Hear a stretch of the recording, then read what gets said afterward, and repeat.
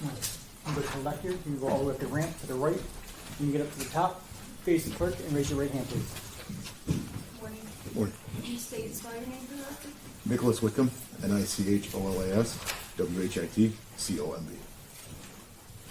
Good morning. Can you raise your right hand? Do you solemnly swear and or affirm that the testimony you're about to give before this matter be the truth? Yes. Thank you. Put your hand down and have a seat. Yes. Can you please state your full name and current occupation for the record? Nicholas Whitcomb. I'm a sheriff's deputy for Kent County. And on July the 21st of 2024, were you working in the field of law enforcement? Yes, I was a police officer for the Dearborn Police Department. And how long were you with the Dearborn Police Department? At that point, I was with them for approximately 16 years. And you indicated right now you work in Kent County, correct? Yes. How long have you been with Kent County? Approximately a year. A year? Yes. On July the 21st, 2024, in the morning hours of that Sunday, were you working in your capacity as a police officer with the Dearborn Police Department? Yes, I was. And were you called out to a location of a Finish Line car wash in Melvindale that morning? Melvindale and Dearborn share a radio channel, and that morning I was at the station, our police station, and there was a foot chase, and then our dispatch started to call for the Melvindale car that was involved in that chase, that foot chase, and he did not answer. And then another Melvindale officer began screaming on the radio after he responded there, and we all went. Did you know what officer was the one that was involved in the foot chase? I didn't know him by name. Okay. And at some point, do you respond to the location where that was occurring? Yes. And what location was that? It was a car wash in Melvindale. What, if anything, happens when you go to that location? So I got to that location, and then I realized that the incident was actually behind that location. So I drove back to that house. At that point, I got out of my car, and I proceeded to walk toward the backyard of the house where other officers already were. I went back to my car. They pulled the officer out who was on a gurney. They put him in the ambulance, and I got back in my car and escorted the ambulance to Oakwood Hospital. Were you working in conjunction with another Dearborn police officer at the time by the name of Jennifer Janiga? She was working that day. I believe she met us at the hospital. And what, if anything, do you do when you go to the hospital? So they took the officer out of the ambulance, and they wheeled him into the trauma bay. When I was in the trauma bay, one of the medical people that were in there, there's a lot of them, said something about the fact that he still had a gun on him. So I took The injured officer? Yeah, the injured officer. They had said he was shot, and someone had mentioned he had a gun on him still, and I removed the gun from his holster. And was it secure in his holster when you removed it? Yes, the type of holster he had has a button and a hood. Both of the hood was up. I had to remove the hood, or had to deactivate the hood and press the button to take the gun out. Did you remove anything else off of the injured officer? I took his car keys, which were on his belt, and then he had a thigh holster for a taser, which was empty, and I took that off of him, and I believe I gave that to one of the firefighters or to Officer Janiga. And then after being at the hospital, where did you proceed to go next? After I gave his gun to Officer Hashem of Melvindale, we returned back to the scene at the car wash. And what do you do at the scene? We spoke to a couple people. There was a female there. Do you recall the female's name? She gave me the name Rebecca Esperanza. And was she, what do you do when you make contact with her? I asked her who this guy was. Somehow it was conveyed to me that she had been with this individual. And so I asked her who he was, and she said his name was Michael. And there was some conversation, and then between myself and some Melvindale officers, and there were some Allen Park officers there. And at some point, it was said to me that his property, being the suspect, was still at the car wash. Was there property at the car wash that appears to be abandoned. Yes, there was at least 2 bags. There was a few other items around. It was on and around the vacuum area of the car wash. And what, if anything, do you do with regards to those bags? Myself and the Allen Park officer started to go through his property, and in one of the bags, it was a duffel bag, a gray duffel bag. The Allen Park officer located a wallet, and when he opened the wallet, I saw immediately that there was an ID, and I pulled the ID out, and it was an ID, Michigan ID or driver's license. I didn't hear the last part of your sentence. It was either a Michigan ID or driver's license that was taken out of the And wallet. what, if anything, do you do with that ID? I immediately gave out the information of who was on the ID. The name was Michael Lopez, and then I gave the ID to Dearborn Officer Becker, who gave it back to me, and then I transferred it to a Melvindale officer that was there. And I have what's been marked as People's Proposed Exhibit 125, if I may approach. Yes. Can you tell me whether or not this fairly and accurately depicts the ID that you retrieved from the duffel bag? Yes, it does. Move to admit People's 165. Without objection. 165? Yes, Judge. 165 is in. And you indicated that this ID had the name Michael Lopez, and you retrieved it from a duffel bag on scene, correct? The Allen Park officer pulled the wallet out, and then I took the ID out of the wallet when I saw it. Have you had an opportunity to watch what has previously been admitted as People's Exhibit 26, Officer Said's scout car video? I was briefly shown it. And in that video, did you see yourself looking through the bags and retrieving the identification? Yes, I did. Your Honor, I would just like to publish a portion of that video. While the video has been admitted, its portion has already been published, but I'd like to publish the portion applicable to this witness. All right, you may.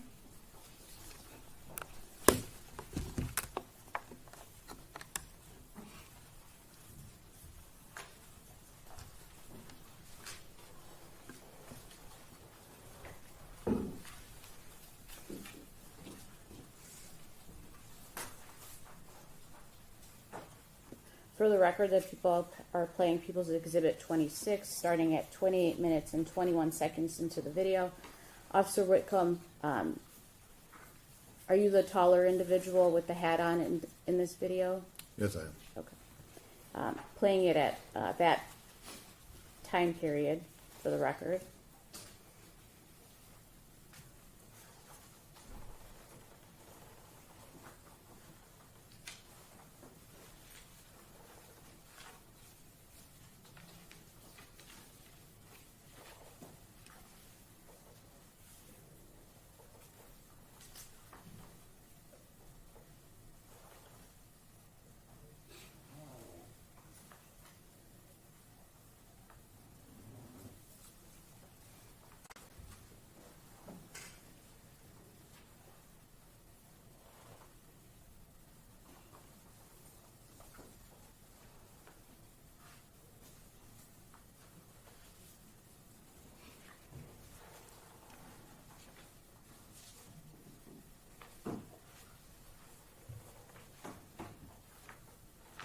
Stopping it at 29 minutes and 14 seconds. Is this the point where you find the ID and then hand it off to another officer on scene? Yeah, I put the information out over the radio for everyone to know and then gave it to the officer. How hard was it to find the ID in that duffel bag?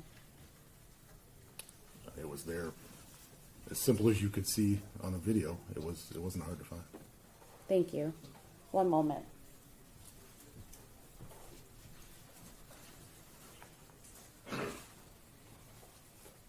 Nothing further, Your Honor. I'm going to be removing this cord.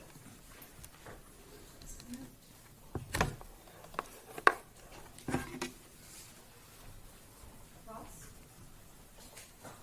Morning, sir. Morning. You are Officer Whitcomb, is that correct? That's correct. Are you a deputy sheriff somewhere? Yes. Okay. Over on the other side of the state? Yes. Okay. And for a period of time, good long period of time, you were with the Dearborn Police Department, is that correct? That's correct. Now, you talked about a belt of a police officer's belt, is that correct? I spoke of a holster, yes. Okay. Could you speak up just a little bit louder? A holster on a belt? Yes. Okay. And how many holsters were there? There was 2 different holsters. Okay. And one contained a firearm, That's correct. and the other one, what did you say about the other belt, the other holster? The other holster was a taser holster. Okay. Was there a taser in that holster? No, You did not turn that taser over or find that taser? no. Okay. What did you consider the property there on the premises of the car wash as you approached it? I don't understand the question. What did I consider it? Yes, sir. What did you consider it to be? I consider it to be abandoned. Abandoned? What Yes. does that mean? Means that someone has left their property and is not planning to come back for it. Okay. Are you telling us you did not enter that case with a search warrant? That's correct. Why is that? Because it was abandoned and also because of the nature of the crime.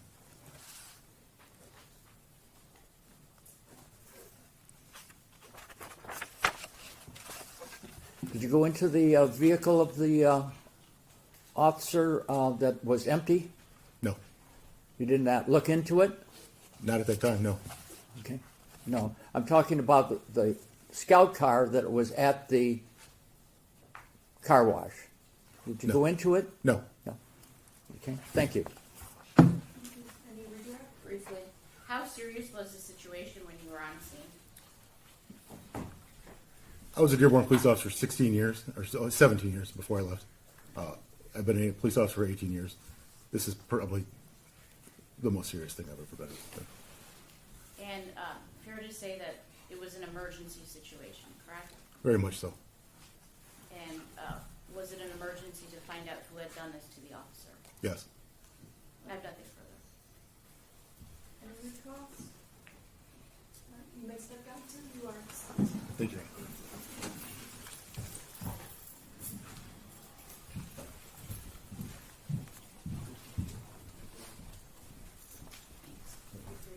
Your next witness? The people's next witness is Jamie Singleton. She should be in one of the witness rooms.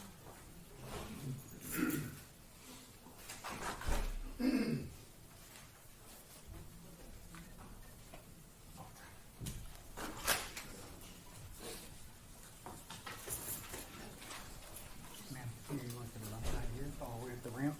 When you get to the top right, you're gonna face the clerk and raise your right hand, please.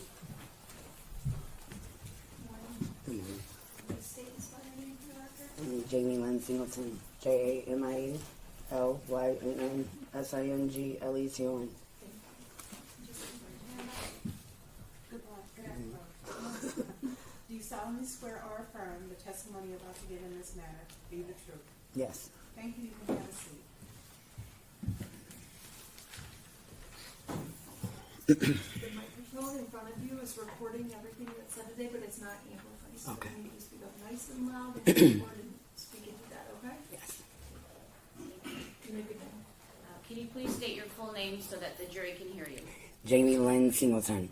And Ms. Singleton, are you familiar or do you know a Michael Lopez? Yes. Do you see him in the courtroom today? Yes. Can you tell me what he's wearing today for the record? A white shirt and brown pants. For the record, the witnesses identified the defendant in this case. The record will so reflect. How long have you known him?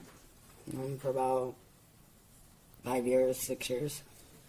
And during that time period, were you ever in a relationship with him? Somewhat. Yes. What kind? I guess intimate. Sexual Yes. relationship? Yes. On and off or consistent? That's consistent, permanent. In July of 2024, what was the nature of your relationship with him? I was actually staying with him. Staying with him? Yes. What address? I was on Central. I don't know the address, but I was there most of the time. So I lived 2 different places, but I was staying there at the time. Okay. And you would stay with him at that location, at a home on Central? Yes. Yes. Did other people live in that home as well? Yes, ma'am. And around July 21st of 2024, did you see him that day? Yes, I did. Where did you see him at initially? At the Central House. What time do you recall? I'm not sure. I know Jose was outside, so maybe around 3 or 4. in the afternoon? Yes. Okay. And did you notice anything unusual about him? Well, yeah. He was a little shaken up. Did you ask him what was wrong with him? Yes. He told me that he killed a cop and that he had just ran from Melvindale. And I told him he needed to leave. And I gave him my phone. And he asked me if I was going to go with him, and I told him no. And he left. Did you know where he had gone at that point? Not at that point, no. Do you recall the phone number that belonged to the phone that you gave him? No, I don't. I'm sorry. It's okay. I have what's been marked as People's Proposed Exhibit 142. Does this appear to be the phone that you gave him? Yes. There was two phones. One I had, one he had. So yes. I would move to admit People's 142. Without objection. 142 is admitted. Why did you give him a phone? Just in case he needed to call somebody. I don't know. It was my first reaction just to give him the phone so he could leave. Why did you tell him to leave? Because I'm sure they would have been there. So, Who's they? the cops. So I was just trying to help him out, honestly. I'm just going to be honest. I was trying to help him out. I felt like stuck at that moment with not knowing what to do. I wasn't in my right mind at the time anyways. Me and him had been arguing. I was arguing with my significant other, Jose, about him, and just it was a bad day that day. So I just wanted to get that out the way for him to leave and just whatever the case may be. Did you give him anything else besides the phone? Not at that time. Okay. Now, in the past, within the last 10 years, have you ever been convicted of a crime involving theft or dishonesty? Yes. Not dishonesty, but theft, yes. Okay. Now, after he leaves the house on Central, what, if anything, do you do? I left with Jose. We went home. He had kept texting me on my phone that day, you know. Who's he? Michael Lopez, they kept texting me.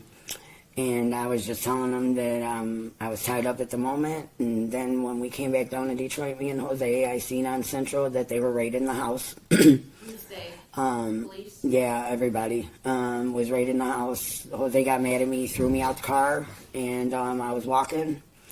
And he called me, Michael Lopez called me, and told me he was on his way to Central, and I told him no because the cops were there. And Do you call him by any other names besides Michael Lopez? they call him Juice. Do you call him that too? I didn't, but then it just wore on to me. I never knew him as that name. So I've always called him Mike. Is that a nickname for him? I guess, yeah. Okay. Who's they call him Juice? I mean, in general, people in the neighborhood. Okay. When you saw the cops on Central, what do you do? I keep walking. That's when he called me and told me that he was on his way there, and I told him no, that the cops were there. And he told me bed or something, and then he told me where he was, which was on Gilbert. It wasn't at that house. It was on the corner. And I took Did you him. know the address? No, I didn't know the address. Did you describe the location of where he Yes, was he at? did. Yes, he did. Based on that description, where did you go? I met him on the corner of Gilbert, and I'm not even sure that side street right there. I met him there on the corner, and I gave him some drugs, What a water. kind of drugs did you I gave him some crack cocaine, and I gave him a water. He gave me a hug and told me thank you, and I left from there. Now, prior to that, with your first encounter with the defendant on Central, did he indicate what happened between him and the police officer that he had killed? No, he just told me that the cop told him to take out his pocket, take his hands out of his pocket, and he had a pistol in his pocket, and he wasn't going back to jail. And he did indicate that he killed the cop, right? He did say he did. Now, when you gave him, you said you gave him cocaine. A water. Did you give him a cigarette? I did give him a cigarette. I think I gave him a pack of cigarettes. It could have been. I'm not even sure because it was, like I said, it was a little. Bad time. Yes. And then you leave the location. Yes, I did. Do you call the police at all? No, I didn't. Did you see the police on another street? Yes, they see me and they stopped me and they asked me if I knew them and I told them no, and then I walked away and walked back and told them I had. Why did you? Because I didn't know what to do. You know what I'm saying? I didn't want to be in trouble. I didn't, at the moment, I had been up for a couple days, you know, so I just wanted to make sure that I wasn't getting myself into trouble. But then I thought about, you know, just in general, me getting in trouble, period, for not saying nothing. So I went back and told the guy. And that's when the state police took me downtown. And when you went downtown, did you meet with a detective? Yes. And you said that was a bad time, you hadn't slept for days, correct? Yes. Would you say that you were in pretty rough shape when you meet with the detective the first time? Absolutely. Okay. And when you met with the detective the first time, would you say you were honest about what you knew at that point? No, I wasn't. So why weren't you initially so honest with the detective? Because I really didn't know if I wanted to turn him in or what, but then I just thought about my son and our kids being the age of this man and this mother not being able to sleep at night. So the next morning, he kept texting me, telling me his phone was going to die, and I just called the detective down at homicide, and I wasn't even thinking about no money at that time. I was thinking about me as a mother and the mother of the child that life was taken, and I told him where he was. So going back to that, you had indicated money. After your first conversation with the detective, were you told that there was a reward? No, I wasn't. At the end of the conversation? I'm not sure. Okay. I'm not. How did you know that there was a reward out for the defendant's arrest? When I called the next morning and told them, I heard people in the background. First, the detective told me that there was a $7,500 reward. And then there was somebody in the back saying 30. I'm not sure what it was. And I just told them whatever, and then they wanted to come and get me. So I only knew about that at the end of how much. And you said that you didn't give this information for the money? Not in some sense, no. Okay. But you have been rewarded money for the information that you've given, correct? Yes, I have. Okay. You said about $7,500, Yeah. correct? Is that a yes? Yes. Okay. And you indicated the second time that you spoke with the detective, you gave him a little bit more details. Yes. Did you tell the detective where the defendant was located at? Yes, I did. And did you give him consent to take a look at your phone? Yes, I did. And did you show the conversation that you were having with the defendant via Yes, I text did. to the detective? Yes. Did the defendant ever say anything to you about what he did with the gun that he killed the officer with? No. You don't recall telling the detective that the defendant threw the gun in a gutter? He did say something about throwing a gun.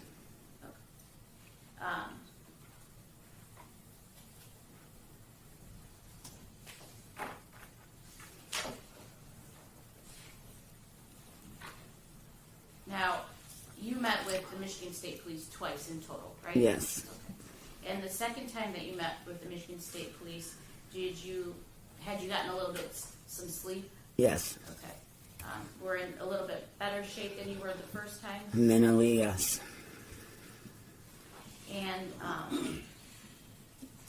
you didn't want to be a part of this case and the process initially, correct? No, I didn't. Okay. What is your apprehension or fear of being a part of this? Just really people's opinion on me. You know, what they expect. But at the end of the day, are you satisfied that you did the right thing? Yes, I am. Yes, I am. I have nothing further. Yes. Your Honor, may I have a moment? Yes.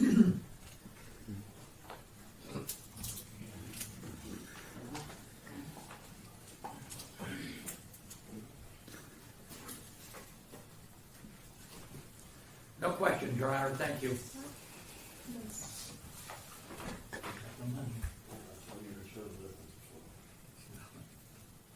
You may step down. Thank you. And do we have an order for Ms. Singleton? Yes, You can pass it to my deputy. you're good. She is excused from her duty.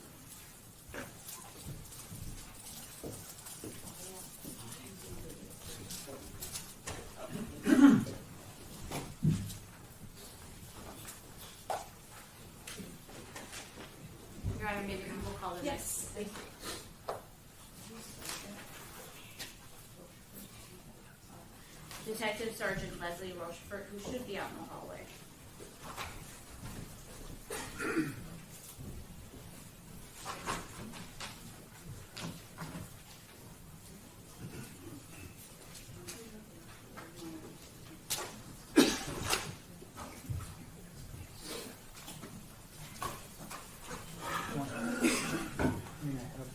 All the way up the top of the ramp, make a right, and face the clerk and raise your right hand, please. State and spell your name. Yes, Les Rushford, LESROCHEFORT.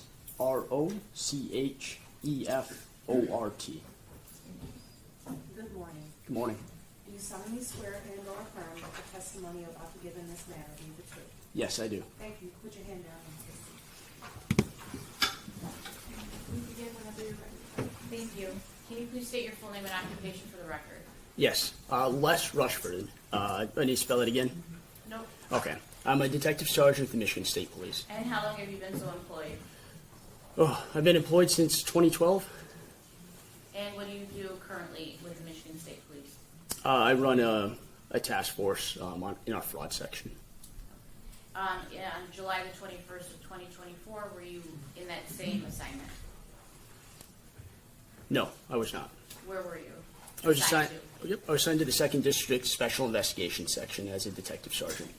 And on July the 21st of 2024, were you contacted by your lieutenant to assist in an investigation? Yes, I was. Who was your lieutenant at the time? Detective Lieutenant Ed Price. And what was the nature of the investigation that you were called to assist with? Homicide of a police officer. And did you go to a location of 4456 Central to assist with a search warrant execution? I believe I was directed there. I didn't quite make it there in time. I believe I was redirected to another location for a briefing.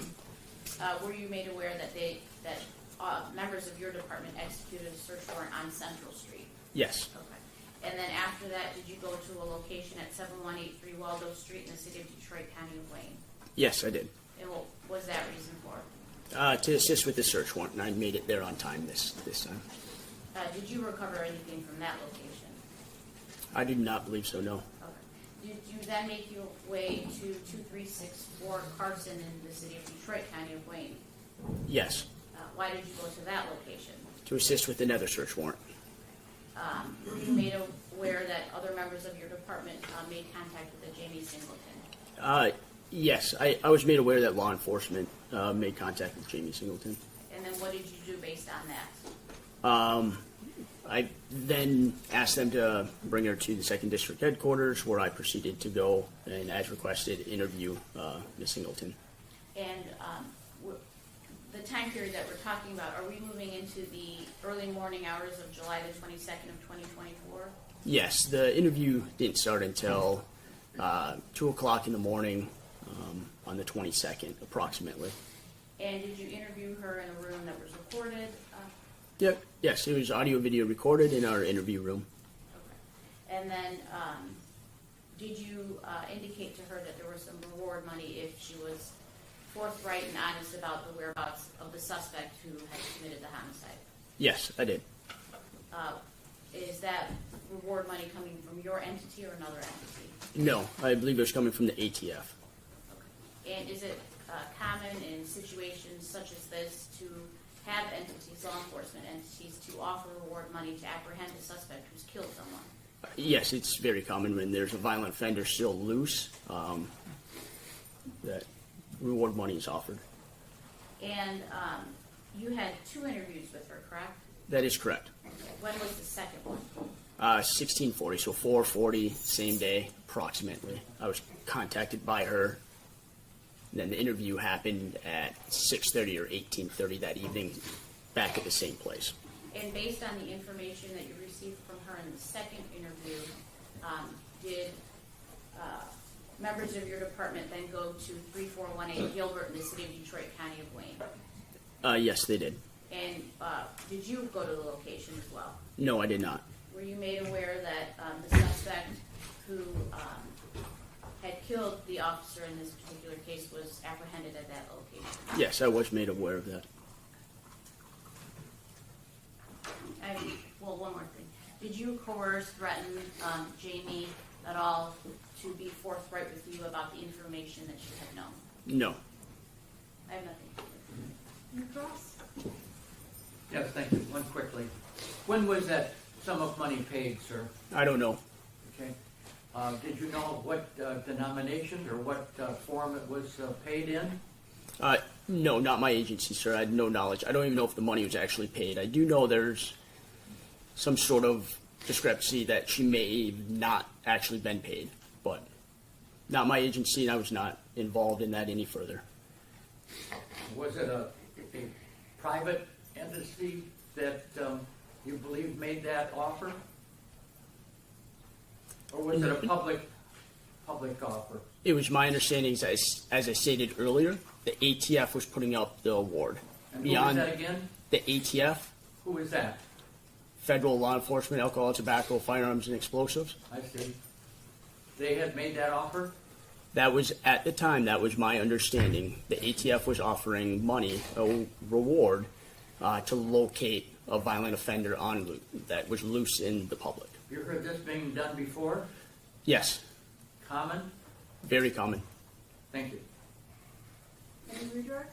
No, Your Honor. Ms. Saigon? Thank you, Your Honor. Thank you. The next witness? Thank you, Your Honor. The people's next witness is Detective Sergeant Keith Gansky, who is also out in the hallway.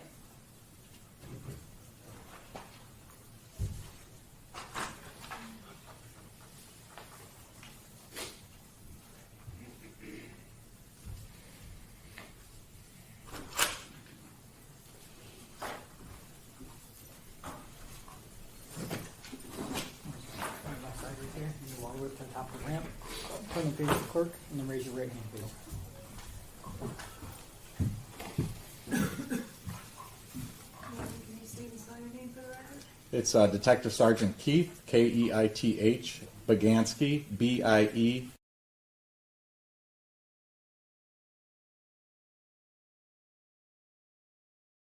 Sorry.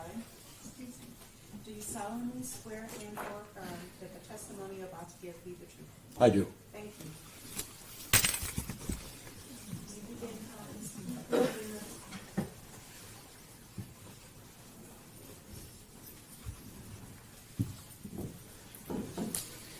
Thank you, Judge. Can you please state your full name and occupation for the record? It's Keith, Keith, Baganski, BIEGANSKI, and I'm a detective sergeant with the Michigan State Police, and I'm assigned to the 2nd District Special Investigation Section. And what do you do in that particular department? In that particular department, I'm assigned to the Metro North Post, which covers Macomb and Oakland counties, and we investigate major cases as well as homicide, shootings, any kind of serious criminal sexual conduct cases, and a few other things too. And how long have you been with the Michigan State Police? Approximately 9 years. Now, I'd like to take you back to July the 21st of 2024, where you're working in your capacity as a detective sergeant with the Michigan State Police. Yes, I was. And were you called to assist in an investigation that involved the homicide of a police officer, that being Mohamed Said? I was called on July 22nd, Okay. 2024. But was it in reference to a homicide that had occurred the day before? Yes. Okay. And what was your role with regards to the investigation? To assist with conducting a video canvass. And what does that mean? So that means driving around a certain area, looking for any stores or businesses or people that might have surveillance footage that might have captured any portion of this incident. And where did you start out on the 22nd? I started out at the Finish Lane Car Wash. Okay, and was that in the city of Melvindale? Yes. And did you get consent from someone who had worked there, or an owner or manager, to be able to extract footage from that location? Yes, I did. I have what's been marked as People's Proposed Exhibit 23, the Finish Line Car Wash video. Have you had an opportunity to view it before testifying today? Yes, ma'am. And does it fairly and accurately depict the video that you extracted from the location? Yes, ma'am. I would move to admit it and publish it at this Without objection, Your Honor. What else is new, man? What else is new? You ain't gonna object to shit, man, are you? You know what I'm saying? Sir. You're not gonna help me fight, are you, really? You know what I'm saying? No, you're not. All right, for the jury. You're not gonna help submit the evidence of him assaulting my daughter and my family filing a complaint on Said, are you? You're not gonna help submit any evidence that shows who Officer Said really was, are you? I didn't think you Right would. now. This guy ain't ready to fight. Stop talking He right ain't now. ready, man. This is a joke. This is all a joke. Because he was an officer, he isn't allowed to make error, and do nothing wrong because he's an officer. Yeah, all right. All right. Go ahead. Let's proceed, man. No, it is what it is, right? I'm not no threat, guys. I'm not no threat.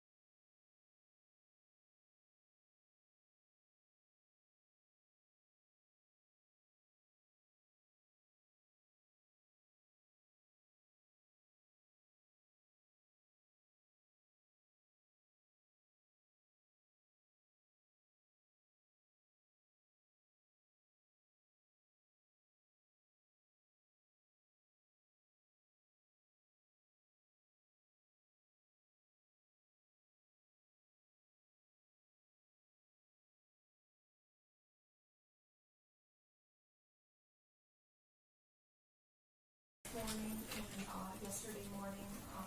As I said earlier, you must not consider anything that the defendant said before he left. That cannot be a part of your verdict in any way. Also, as you can see, the defendant is no longer in the courtroom. You cannot hold that against him in any way. You must base your verdict only on the testimony and evidence admitted in court. And you can bring the witness back up to the stand. I believe he's out in the hallway. Okay.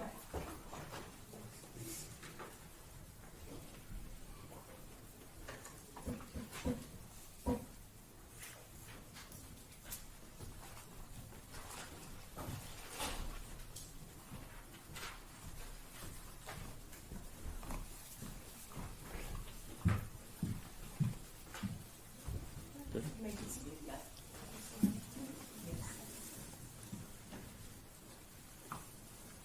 You're still under oath. Where we left off, I was asking you about the Finish Line Car Wash in Melvindale. You Yes, had ma'am. indicated that you went there to extract video. Yes. Okay. And when you extracted the video, I can't recall if I moved to admit People's Proposed 23, but did you have an opportunity to watch it, and did it fairly and accurately depict the video that you extracted on July the 22nd of 2024? Yes. And did you look at the timing of the video? Yes. And is it real time, or is there a change in time? There's a change in time. The footage is 1 hour slow than real time. How many cameras were at the location? 2.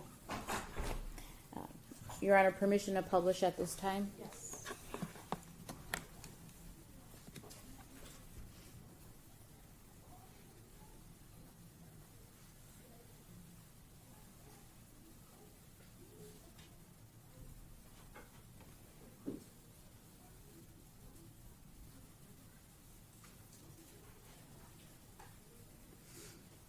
For the record, the people are playing camera channel number 8 first.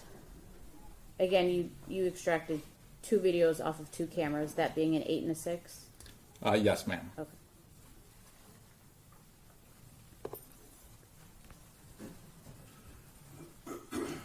For the record, the people will be starting it at 1 minute and 30 seconds into the video.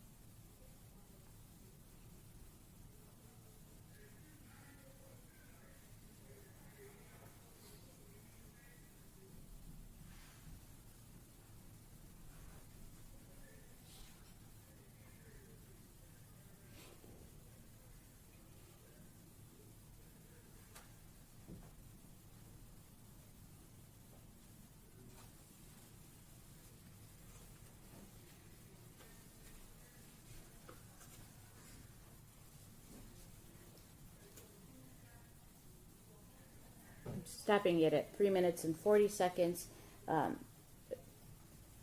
Detective Sergeant Gansky, does it appear to be that there are two people in the video with belongings who are stationary at the Finish Line car wash? Yes, ma'am. And right now in camera view, does it appear to be that across the street on Oakwood there could be a police vehicle? Yes, ma'am. But prior to that, it was not in view, correct? Correct. Playing it at 3 minutes and 41 seconds.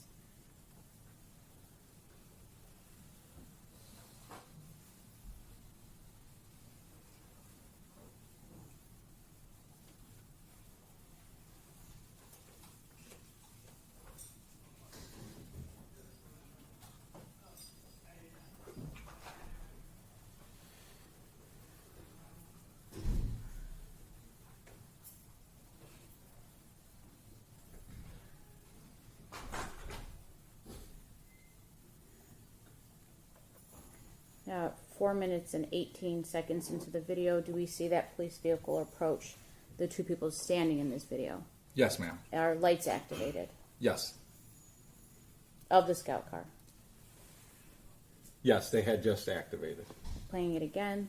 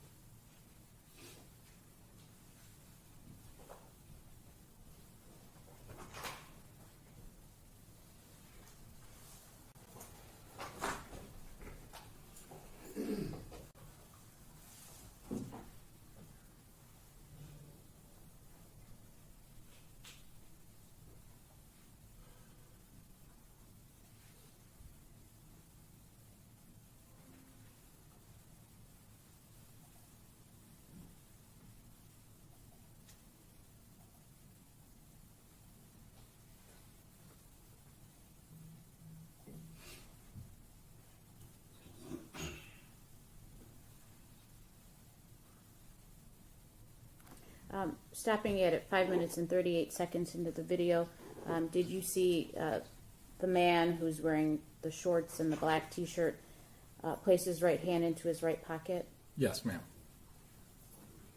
Playing it again.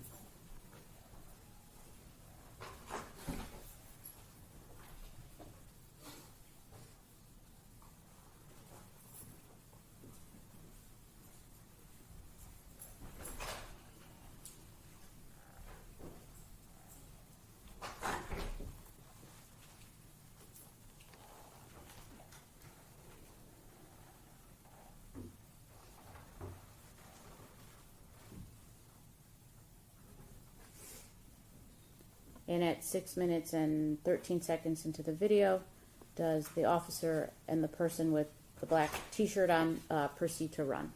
Yes. Playing it again.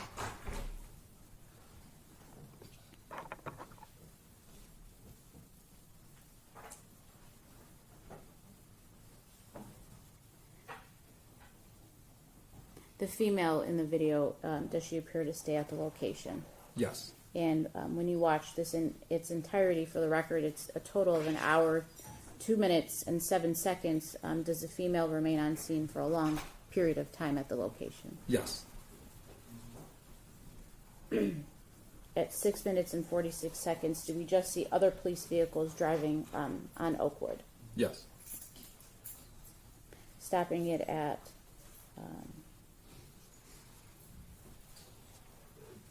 7 minutes into the video, and moving on to camera 6.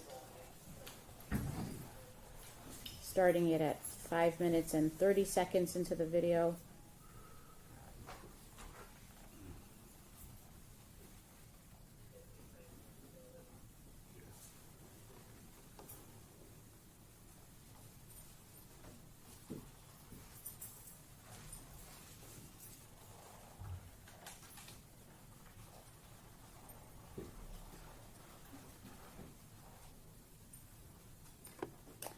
did we just see the person with the black t-shirt, black pants, and the officer running towards the back of the car wash to the adjacent street?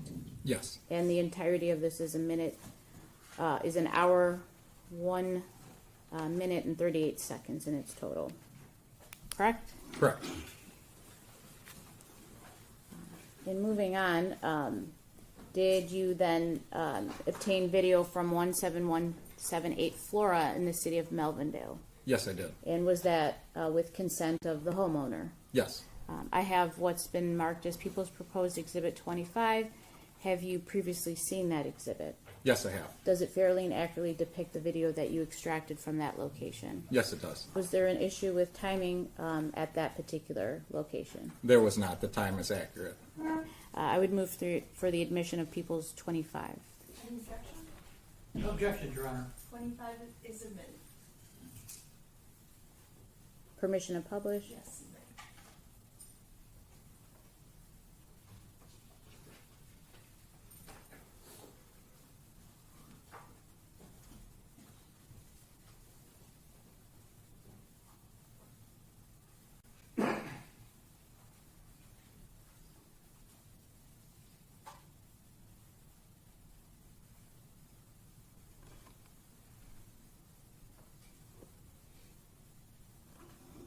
It's approximately a 21-second video, correct? Correct. Is there anything on the video that drew your attention? Yes, there is. What is it? I observed a man without a shirt on, with black shorts and white and black shoes, riding a bicycle northbound on Flora towards Oakwood and towards the Melvindale Fresh Market. Okay. Then did you proceed to the Melvindale Fresh Market to extract video from that location? Yes, I did. Is that located at 2363 Oakwood in the city of Melvindale? Yes, it is. Okay. And did you have an opportunity to view what's been marked as People's Proposed 24?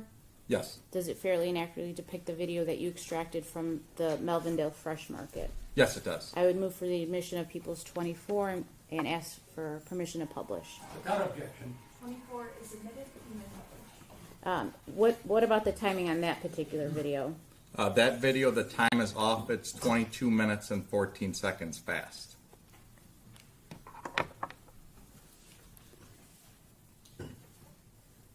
For the record, the people are playing the 6th video down that was extracted within the exhibit. The entirety of it is 55 seconds, and it is marked as camera 8.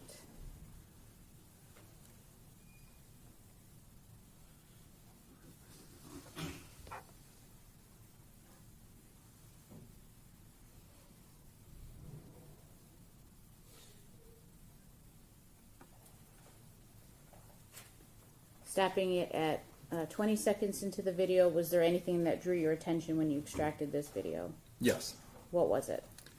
So at 12:06, which the real time would be 11:44, I observed the shirtless man riding a bicycle continue on Flora towards Oakwood. Playing the last camera clip within this exhibit, which is camera 9, starting it in the beginning. It's a 40-minute and 34-second video. I will only be playing a short portion of it starting at 12 minutes into the video.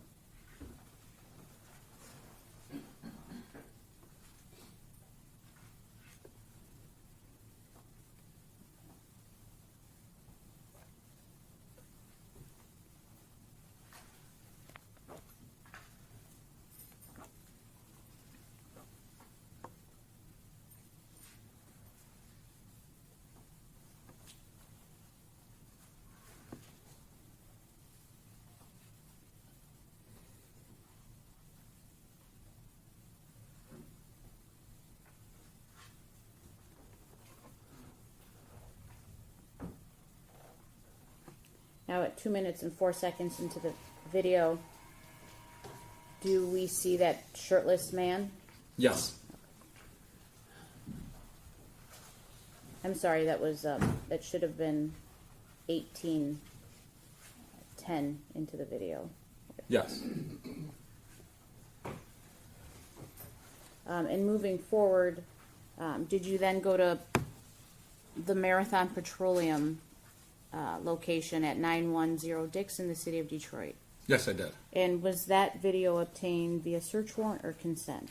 That was obtained via search warrant. The prior video that we just watched, was it in the Melvindale Fresh Market, was that given to you by consent? Yes. Okay. When you went to the Marathon Petroleum Corporation, did you obtain video there? Yes. I have what's been marked as People's Proposed Exhibit 187. Does that fairly and accurately depict the video that you received from that location? Yes. I would move for the admission of People's 187 with permission to publish. Any objection? No objection, Your Honor. 187 is admitted. You may publish. Is there any time discrepancies with that video, the marathon one? There is not. That video time is accurate. There's 4 small clips within the video that you extracted, correct? Correct. The first one being the main gate, playing at this time.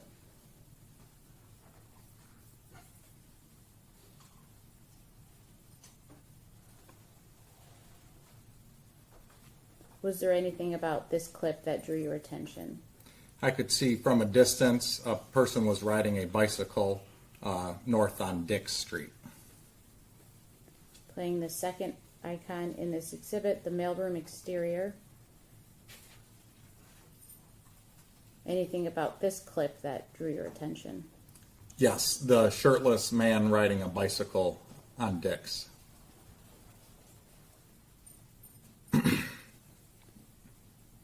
The third icon.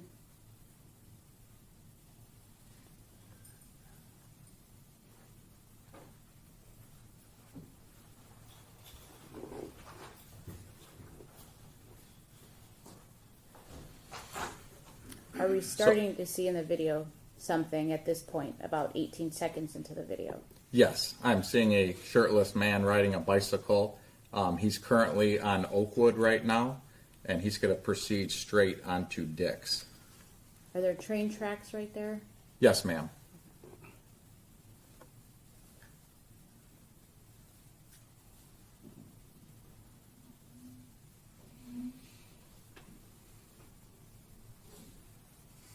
And the fourth icon, we're still with Marathon Petroleum, correct? Correct.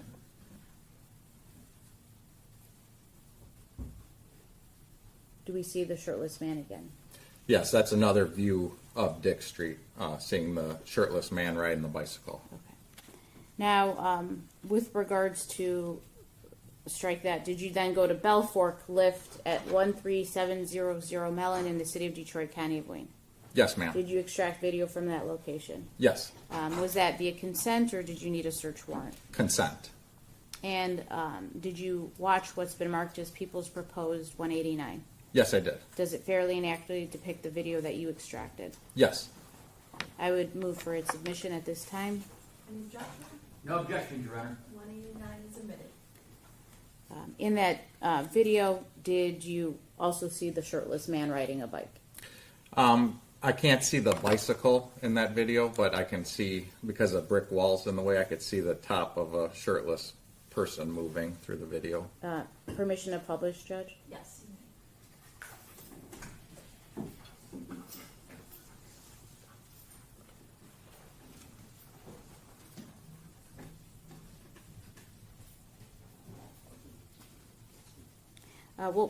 Is there a timing issue with this particular video? The video itself doesn't have the time stamp listed, but I was able to determine the time when I was at Bell Fork Lift. And what time was that? So at approximately 11:50, that's when I'm able to see the shirtless man moving above the brick wall going north on Dix. 11:50 a.m.? A.M., yes, ma'am. Starting the video at 1 minute and 20 seconds. Is this the brick wall that you were indicating that you couldn't see the entirety of the shirtless man? Yes, I was mistaken. It's actually a fence with a tarp, not a brick wall. Looks like cement, but you're right. You actually physically went to these locations, correct? Yes. Okay. So right here in the camera view. At a minute and 49 seconds, Yes, ma'am. that's when we see the upper part of the shirtless man, Yes, not the bike. correct. Okay. And then after that, did you then go to the Rouge Auto Sales at 333 Dix in the city of Detroit, County of Wayne? Yes, ma'am. And did you pull video with consent from that location? Yes, I did. Is it marked as People's Proposed Exhibit 313? Yes. And does it fairly and accurately depict the video that you extracted from the location? Yes, ma'am. I would move to admit it. Any objection? No objection, Your Honor. It will be admitted. And in that video, did you then see the shirtless man again? Yes. At what point? Do you know the time? Approximately 11:50. I observed the shirtless man riding the bicycle going north on Dix, and then continuing north on Dix out of camera view. So, fair to say that the trajectory or chronologically, you went from the Finish Line Car Wash to Flora Street to the Melvindale Fresh Market to Marathon Petroleum to Bell Fork to Rouge. Yes. And why were you following that path of travel to obtain video? So that was the path of travel. I was going in order of which way I observed the shirtless man going. And at the time, did you believe him to be a suspect in this homicide? Yes. And what cities are we going from based on these videos? We're going starting in Melvindale and then working our way up into Detroit. What part of Detroit? The southern part. I'm not Okay. exactly sure what part that's considered. And on July the 22nd of 2024, were you then called out to the location of 3418 Gilbert Street in the city of Detroit, County of Wayne? Yes, ma'am. Is that the southwest location of Detroit? Yes. And why were you called out to that location? To assist with a search warrant at that residence. Okay. And what, if anything, was occurring when you arrived? When I arrived, I just observed. I made contact with my boss. There was tons of police officers all around. Who was your boss at the time? Detective Lieutenant Edward Price. Okay. You said several police officers were there. Yes. Why? The suspect in this case had been arrested. The shirtless man? Yes. Were you involved in his arrest? I was not. And then what did you do when you arrived at the location? I assisted with the search warrant. The house had already been cleared, and I helped Detective Lieutenant Price to search the house, and we found several belongings there. Can you describe the house? So the house was a one-story house. It had appeared to me to be vacant. It looked like it was under construction. There was unfinished walls in the house. To me, it seemed like it was under construction. And what was your role with regards to going to the home and executing a search warrant? To assist trying to find items, to assist with processing the house. Did you take any photographs? I did not myself. I was with my boss who took the photographs, Detective Lieutenant Price. Were you with him when he took the photographs? Yes, ma'am. I have what's been marked as People's Proposed 167 through 182, if I may approach. Yes. Thank you. I'm familiar with these, Your Honor. Oh, thank you. Does 167 through 182 fairly and accurately depict the photos that your boss took when you were at the location?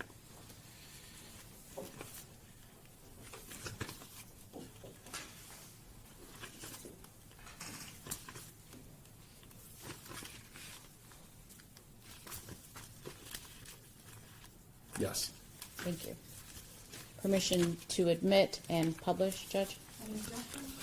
No objection. 167 to 182 will be admitted and you may publish.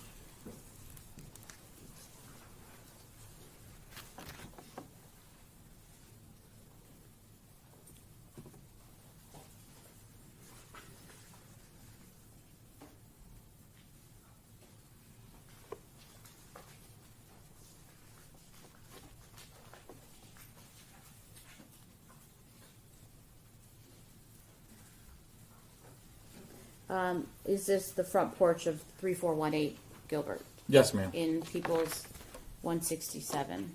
Yes. In 168, why was this photo taken? This photo was taken because there were several belongings, a black backpack, a blue bag, two cell phones sitting there on the front porch. And in 169? So that photograph was taken. It's the blue bag, and you can see a large knife in the open bag. Was that on top of the bag? I Or was it can't. taken out for the photo?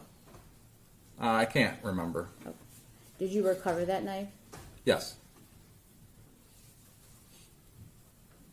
Is that in People's 170? Is that a front view of the home? Yes. Is that a close-up of the front in 171? Yes. The address in 172? Yes, ma'am. Now, there's markings in 173. What is that for? We placed evidence markings. They're little yellow tents with numbers on them next to the items that would be collected. Okay, the items with the yellow markings, were they all collected and placed on evidence with the Michigan State Police? Yes, ma'am. The next one is a close-up of those items, correct? Correct. Another close-up, another close-up, and another close-up. Do you make your way into the home to take photos as well? Yes.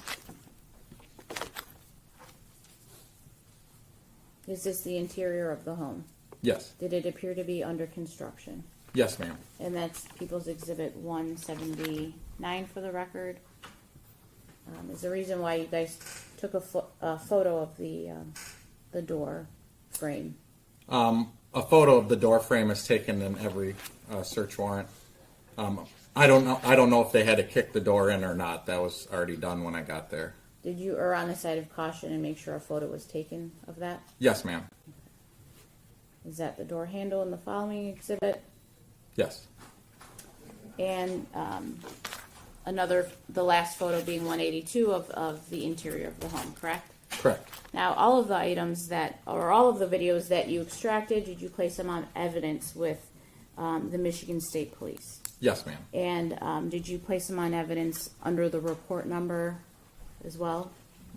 Or associated with the report number, the case ID that this case was under? Yes. Is that 24 SIS 162? SIS 16224. Yes. Yep. Same numbers, different Yeah. order. One moment, Judge.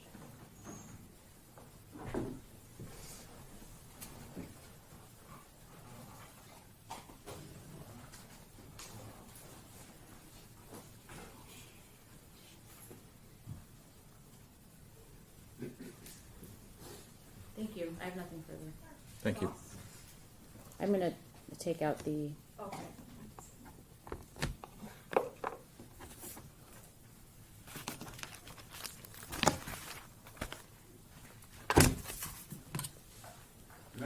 No questions of this witness. Thank you. You may step down if you are excused. Thank you, Your Honor.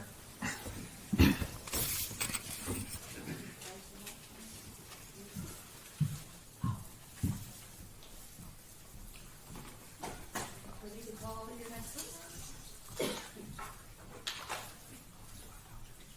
Yes, Your Honor. The people's next witness is Lieutenant Price. He should be in one of the witness rooms.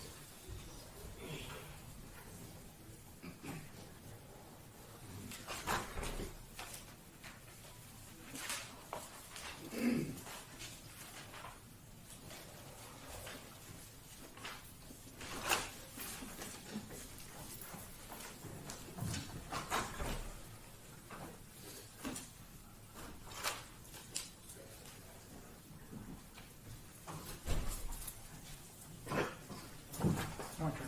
You go left side of the podium, all the way up to the ramp, all the way to the top. Turn and face to the clerk and raise your right hand, please. Morning. Spell your name for the record. Edward Price, Price. Edward is Edward. you solemnly swear and/or affirm that the testimony about to give in this matter will be the truth? I do. Thank you. You can stand down and have a seat. Begin from the street, whenever you're ready. Thank you. Can you please state your full name for the record? Edward Price. And on July of 2024, where were you employed? I was employed with the Department of Michigan State Police. And how long had you been with the Michigan State Police? Then it would have been roughly 29 and a half years. Do you currently still work for the Michigan State Police? I do not. I retired in January of 26. And when you were with the Michigan State Police in July of 2024, were you a lieutenant? Yes, I was a detective lieutenant. And what were you assigned to do in that capacity? I was the assistant section commander for our special investigation section, so I overseen detective sergeants, detective troopers in Southeast Michigan, so Wayne, Oakland, and Macomb counties, and their responsibilities were to investigate violent crime, human trafficking, police officer-involved shootings, homicides, and so forth. And were you involved in the investigation of a homicide that had occurred in the city of Melvindale on July the 21st of 2024? Yes, I was. And was it the Michigan State Police's job to respond to the location and take on the investigation? Yes, I got a request from the deputy chief then, which would have been Martinez, I believe, and he asked us to conduct a criminal investigation on the death or homicide of one of their police officers. Why is it that the Michigan State Police took on the investigation versus keeping it with the Melvindale Police Department? They wanted a independent investigation of the incident and what took place. And does that oftentimes occur in other jurisdictions when the subject in the investigation is coming out of that particular department? Correct. That happens all the time for us. We get a lot of requests from the local departments here in Southeast Michigan for police officer-involved shootings. Did you assign someone from your department to become what is called the officer in charge of the case? Yes, I did. I assigned Detective Sergeant Dennis Hartman. So at the time, technically, you were his boss, right? Yes, I was. Okay. And he's in the courtroom today? Yes, he is. Okay. What happens when you assigned him the investigation? What do you do, though? I would have assigned him the investigation at that point while responding to the scene. I would have started reaching out to resources, our MSP crime lab, our reconstructionist. For this case, I knew that the suspect was at large. I called in our fugitive team and other resources that would have been needed to investigate, process the scene, and also conduct the investigation of finding the suspect in the case. Would you say that tensions were high at the time? You could say that.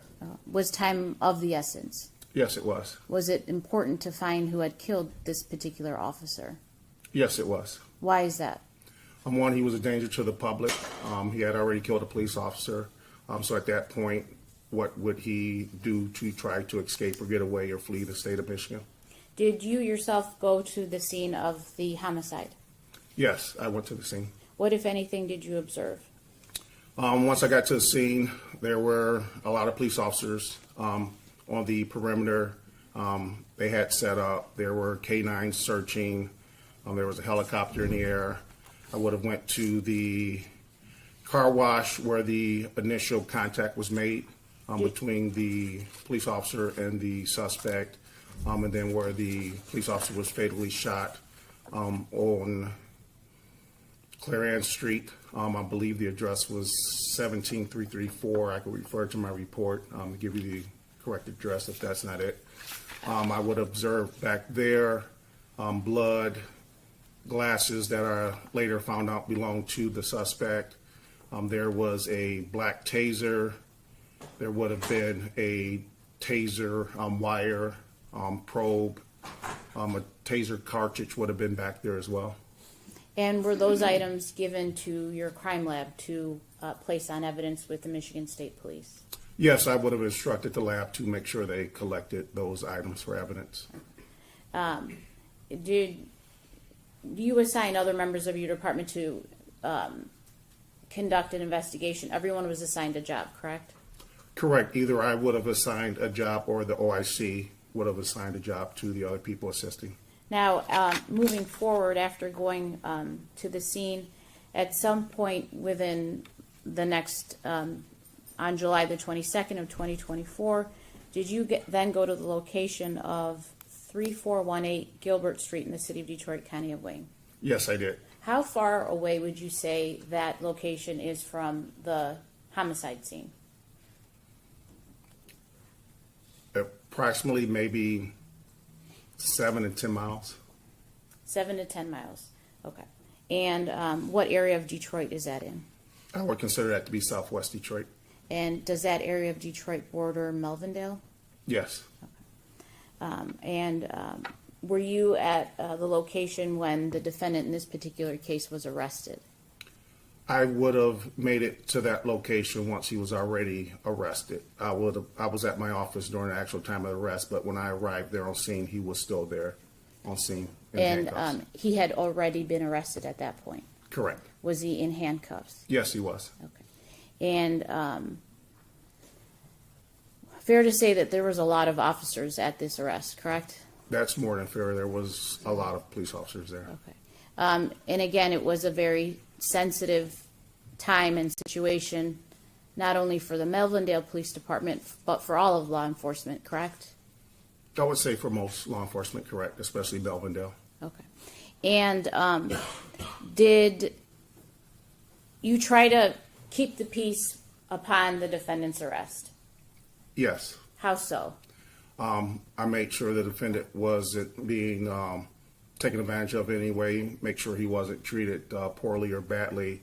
I wanted to make sure he got medical attention and then get him back to the state police post so we could clear all the officers around that were just standing there watching, and then make sure the actual scene was secure because we had assigned Detective Sergeant, or then he would have been a detective trooper, Davis, to do a search warrant so we could collect evidence where he was arrested at, the suspect.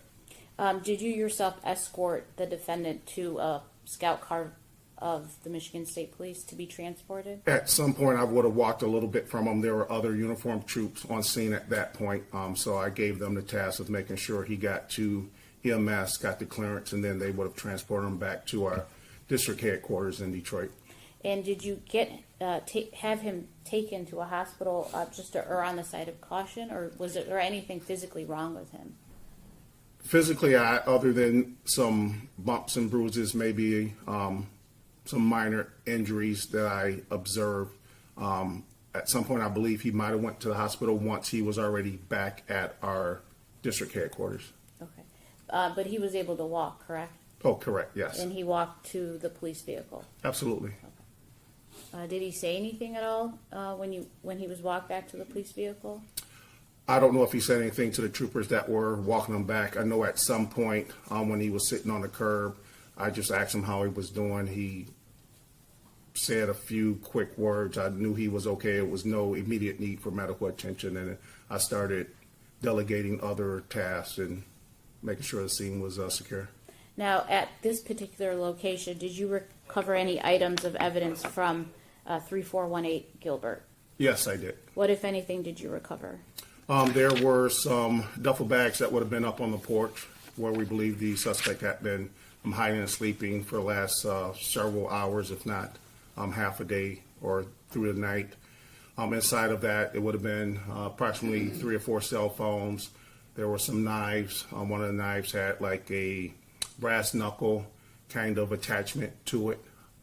There was some clothes. There was some food like bread and some peanut butter and different things like that, and some toiletries, some bathroom items. I have what's been marked as People's Proposed Exhibit 139.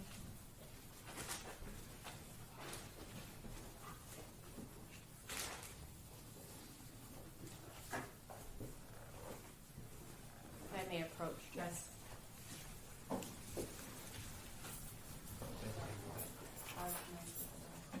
Thank you. Does 139 fairly accurately depict the large knife with the brown handle and the brass knuckles that you recovered that day?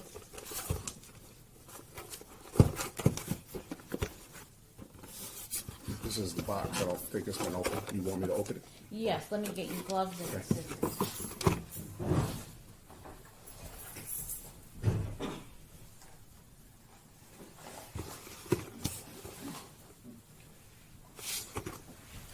May I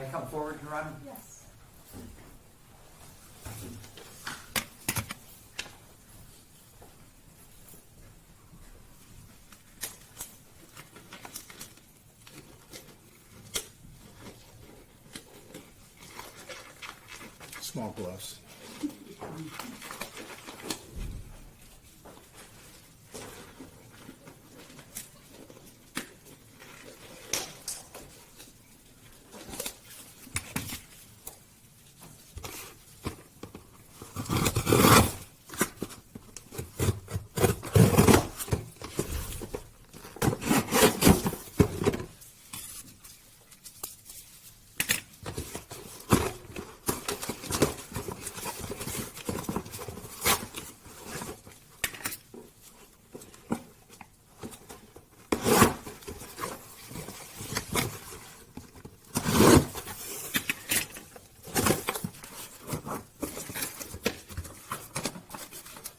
Is this the knife?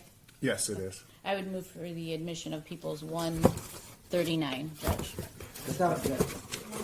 Permission to show the jury.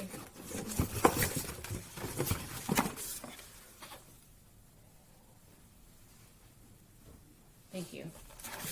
And this was in the defendant's belongings when he was arrested, correct? Yes, ma'am. Okay. Keep your glove on. I have what's been marked as People's Proposed Exhibit 140, if I may approach. Yes. 140 and 141. We'll start with 140.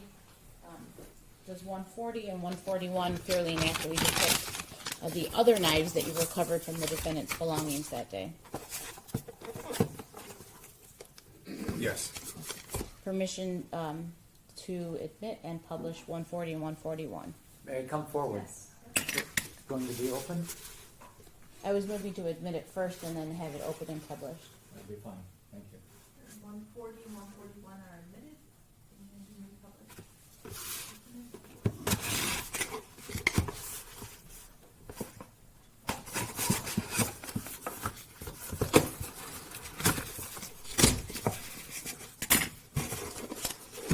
This is 140. And yes, it is. Would you like me to take it off the sleeve?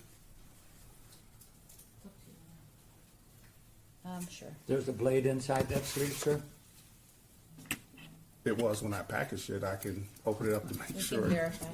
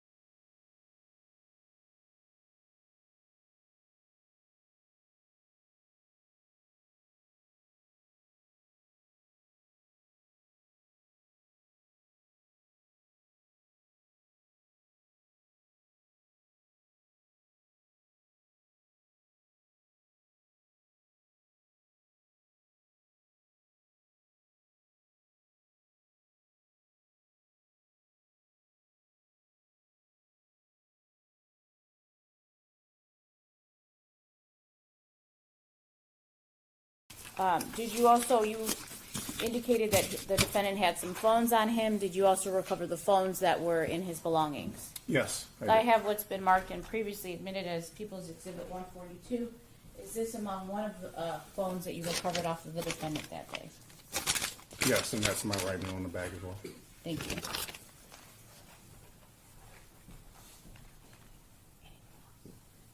I have nothing further at this time.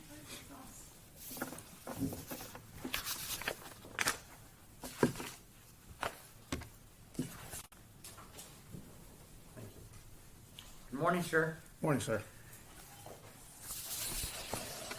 You visited the scene Yes. at the house in question. The Gilbert Street or your That's the correct. crime scene? Where the extraction of Mr. Lopez was taken off the porch. Yes, sir. Okay.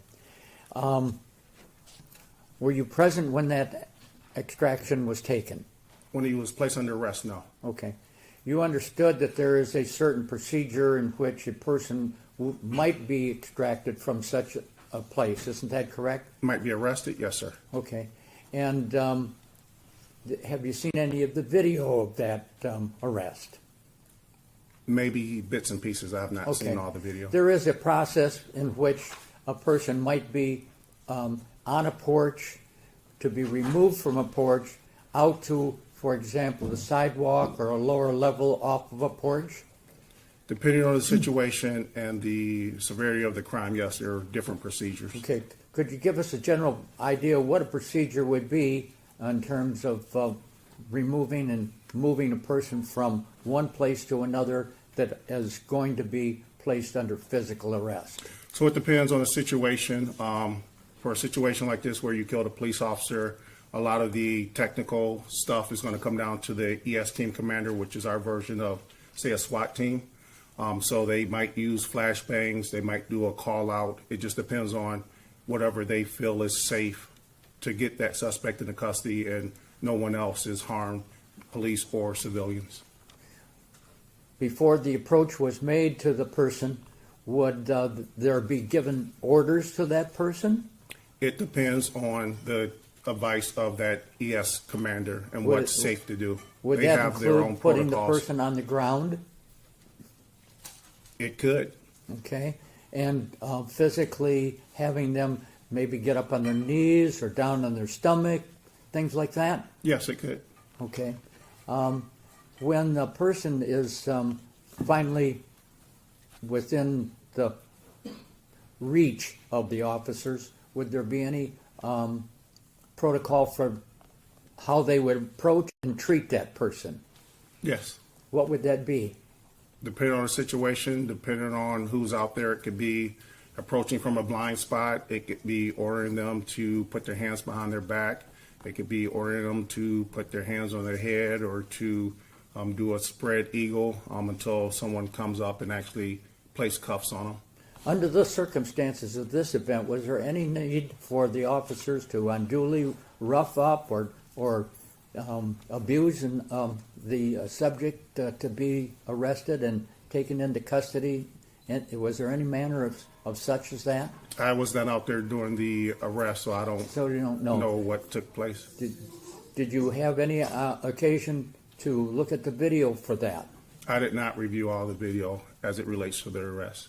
But you did witness the person as he was possibly being conveyed off the ground into a police car, is that correct? I would have witnessed him sitting on the sidewalk in handcuffs. I would have witnessed two troopers walking him to the EMS rig that was probably 40 to 50 yards away from the house, and then at some point walking him to their patrol car. Was there any reason that you know of why a person would have been receiving facial bruises or open wounds on their face in this instance? I did not see anyone hit or physically assault the suspect while I was out there. When you looked at this person that had been arrested, presumably Mr. Lopez, did he have any facial injuries? There were injuries. They could have been from fleeing from the scene, jumping gates, when he stole the kid's bike to help flee the scene. I mean, I saw injuries. I cannot tell you when those injuries got to him. Okay, but you did see some, Yes, that's why I made sure he got checked out by EMS. and that's facial injuries? There were some form of facial injuries. Okay. They could have been from the night of the incident or fighting with the police officer that he killed. I can't tell you when those injuries got there. Would you understand that the officers there would, on the scene, would have body-worn cameras? Would the officers have body-worn cameras? If that's in that department's policy, yes. Okay, including the state troopers? Yes, we have a policy of body-worn cameras. And so anything like that would have been captured and seen? For state police, their body-worn cameras would have been on and would capture the arrest. And preserved? Correct. Thank you. Just briefly, Judge. When the decision was made to go to a location on Gilbert Street and arrest the defendant, at that time, was he considered armed and dangerous? Yes, he was. Based off of, Based off of his history, based off of him killing a police officer, which I saw that body-worn camera video within an hour after the incident. So yes, he was considered armed and dangerous. so officers or other members of your department would take extreme caution when arresting him, correct? Yes, And there's a different unit within the Michigan State Police that conducts these types of arrests. correct. You said it was somewhat like a SWAT team, correct? Yes, we call it our emergency support team. So they have to be careful when they arrest him. Is that fair to say? Yes. If there is any resistance or movement by the defendant when he's arrested, what are those officers to do? They have a use of force procedure that they would follow. I have what's been marked and previously admitted as people's force. Thank you. This exhibit has previously been admitted, but do you see the defendant in this photo? Yes, And is this the person that was arrested on July the 22nd of 2024 at 3418 Gilbert? yes, it is. Thank you. I have nothing further. Questions, Mr. McGlynn, just on that? No, Your Honor. You may step down if you are excused. Thank you. Let's take a 10-minute break until 11:15. All right, for the jury.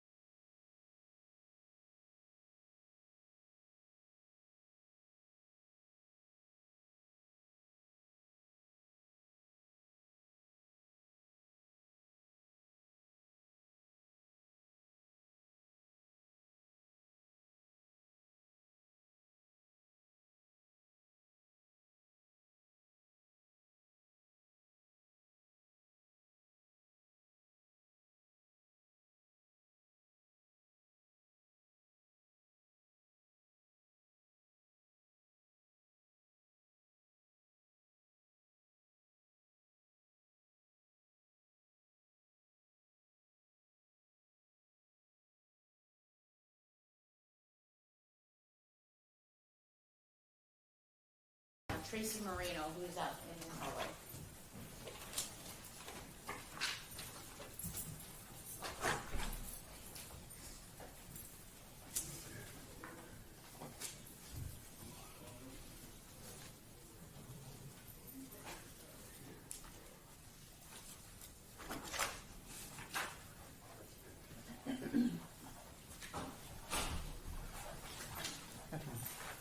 Up the ramp to the right, very top, go ahead, face the clerk and raise your right hand, please.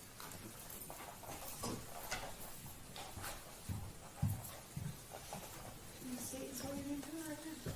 Tracy Moreno, TracyMoreno.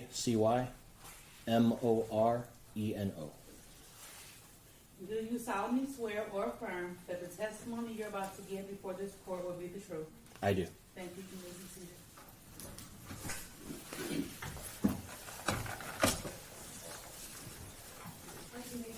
Thank you. Can you please state your full name and occupation for the record? Tracy Marino. I'm a Master Sergeant for the Detroit Police Department, 4th Precinct. How long have you been with the Detroit Police Department? 18 years now. And you indicated that you're a sergeant within the department, correct? That's correct. Where are you assigned?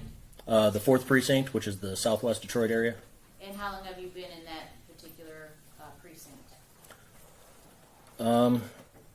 On and off, 16, 17 years. And you indicated that you've been with the department how many years? 18. On September the 19th, 2011, moving back in time, were you working on that day in your capacity as were you a police officer at the time? I was. Okay.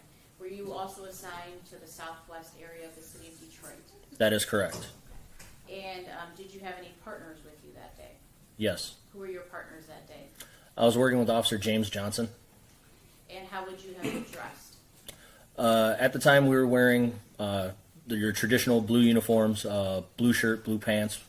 Our uniforms were different at the time. You actually had to have your badge pinned and name tag pinned to your shirt as opposed to the patches, which you normally see now. Wearing black leather, gun belt, boots, fully marked patrol car. And were you in the area of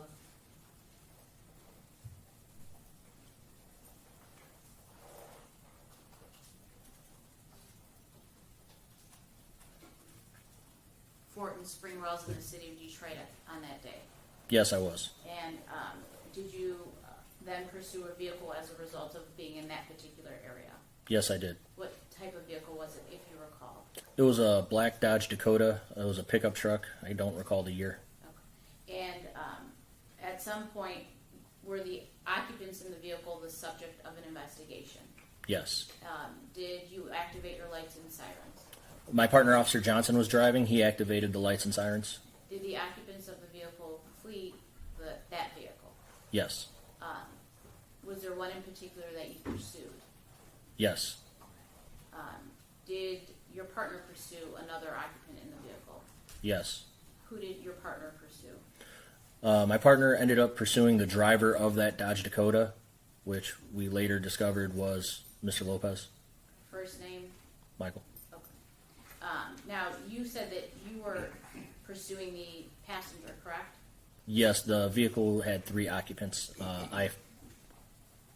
The front seat, the driver exited one way. Officer Johnson gave chase after him, which was Mr. Lopez. The passenger exited out of the passenger side. I gave chase after him. And did it come a point in time where you had to abandon your chase of the person that you were after and go to Officer Johnson? Yes. What was occurring that drew your attention to Officer Johnson?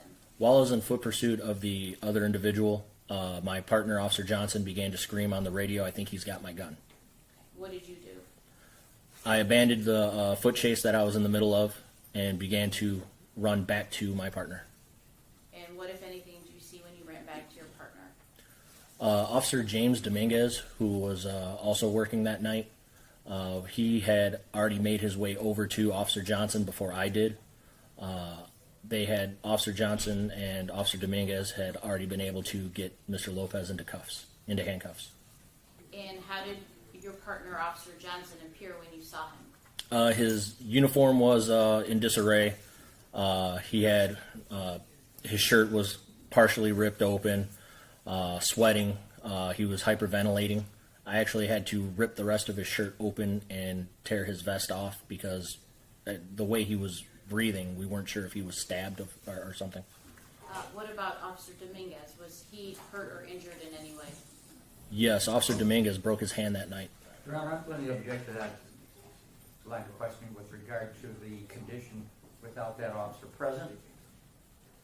I asked if he knew, so this would be personal Or knowledge. lay a foundation for how he knew. Did you see that Officer Dominguez had hurt his hand that night? Yes, he actually had to pass off Mr. Lopez to other officers while I was assisting Officer Johnson. He wasn't able to hold on to Mr. Lopez because one of his hands was injured. And I have what's been marked previously and admitted as People's Exhibit 14. Have you had an opportunity to view this exhibit?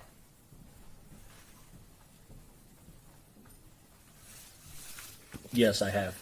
And do you see anyone in this particular photo that was arrested on September 19th of 2011?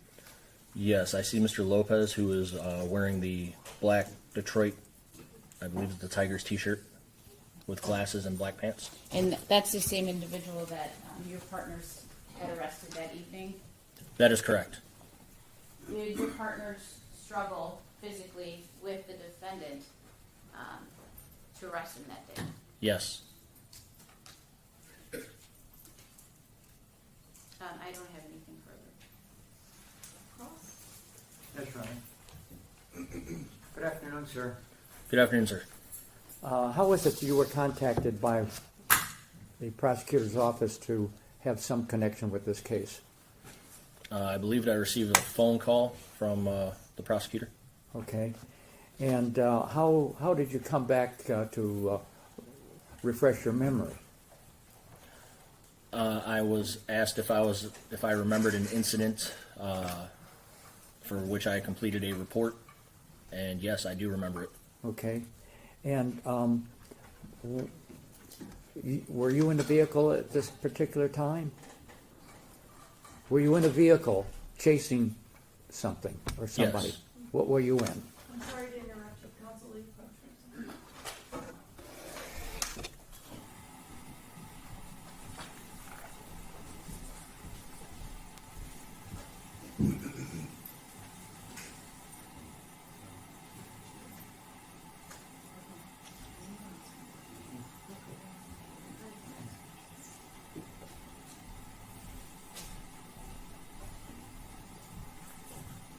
There was a pursuit, sir? I'm sorry.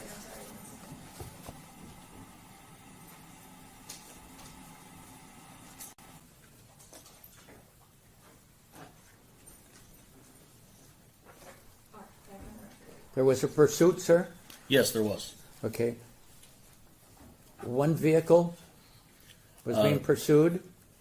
Is that correct? Yes, the stolen Dodge Dakota. Okay. And how did you know it was stolen? I was flagged down at Fort and Springwells by the victim's son.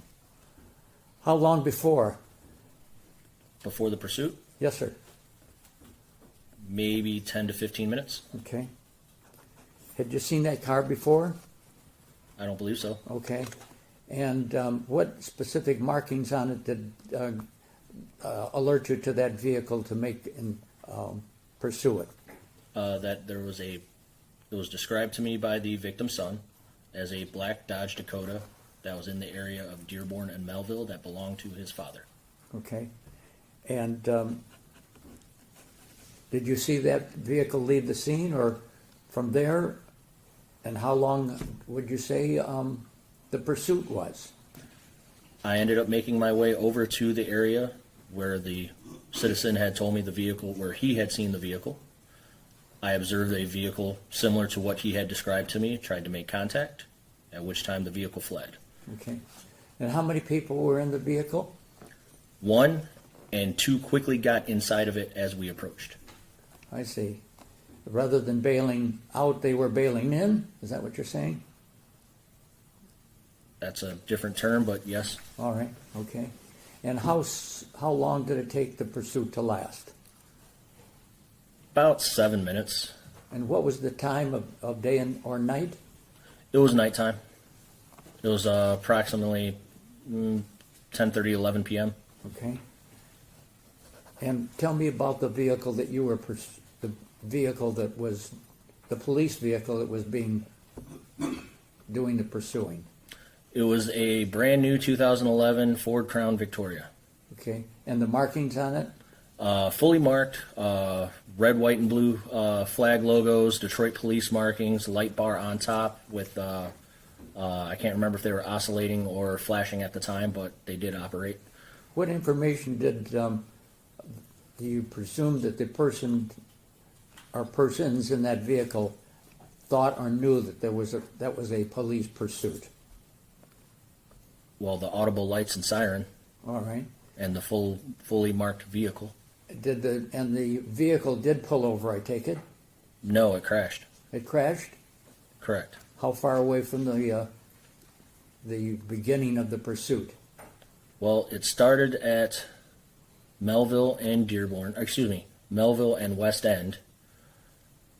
Proceeded to go northbound on West End to Fort Street to Harbaugh south to the Dearborn and Woodmere area before ending up going west from Dearborn onto the railroad tracks, paralleling the railroad tracks.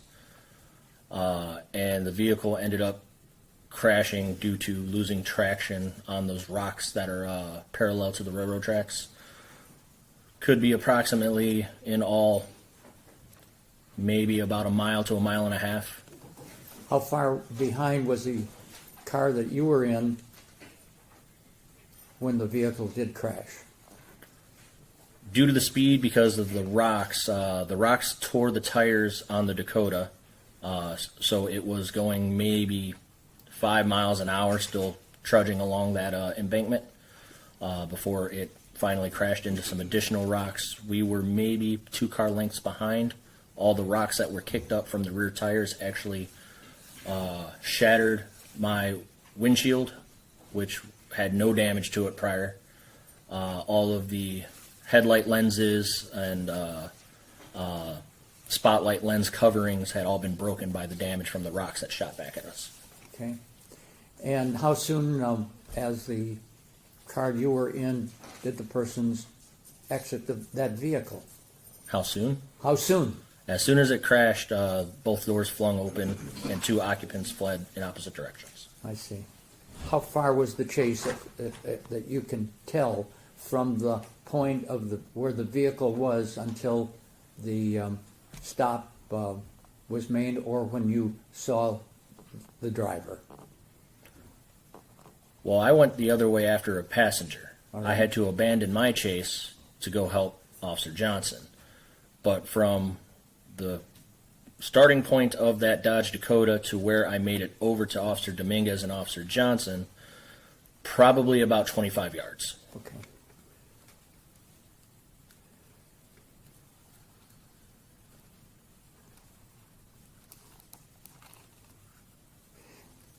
Did any charges result in that case? Objection. Maybe approach. Yes.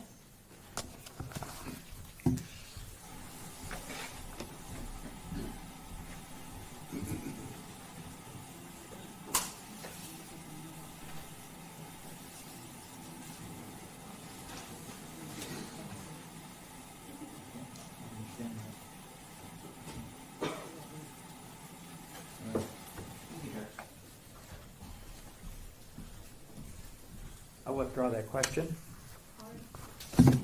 Did you ever have any more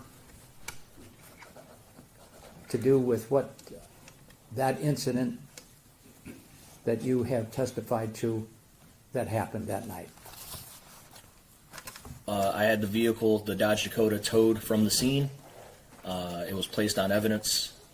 Okay. I testified at trial. And Is that was that, excuse me, was that towing the standard procedure? Correct. And it was taken to an impound yard? Correct. Okay. And was it searched? I don't recall. I don't know if it was searched once it got If to you the don't impound know, lot. that's okay, you can say so. Is that it? You don't Yes. know? Okay, thank you. Thank you. Rita, I don't have anything else. you may step down, you are excused. Thank you, Judge.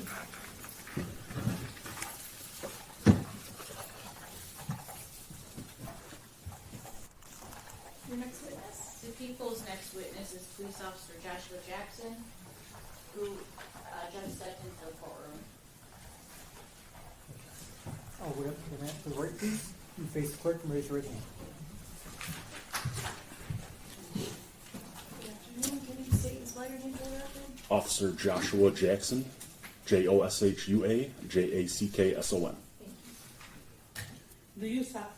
you. Do you solemnly swear or affirm that the testimony you're about to give before this court is the truth? I do. Thank you. You may put your hand down. Have a seat. And you may begin. Thank you.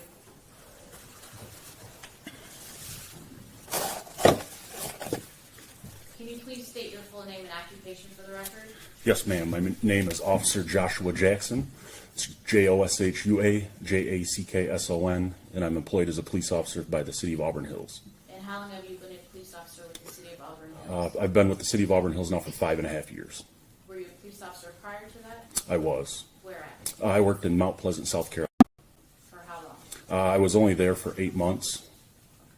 And on June 15th of 2023, were you working in your capacity as a police officer that day? Yes, ma'am. Were you in uniform? I was. Can you describe what uniform you would wear?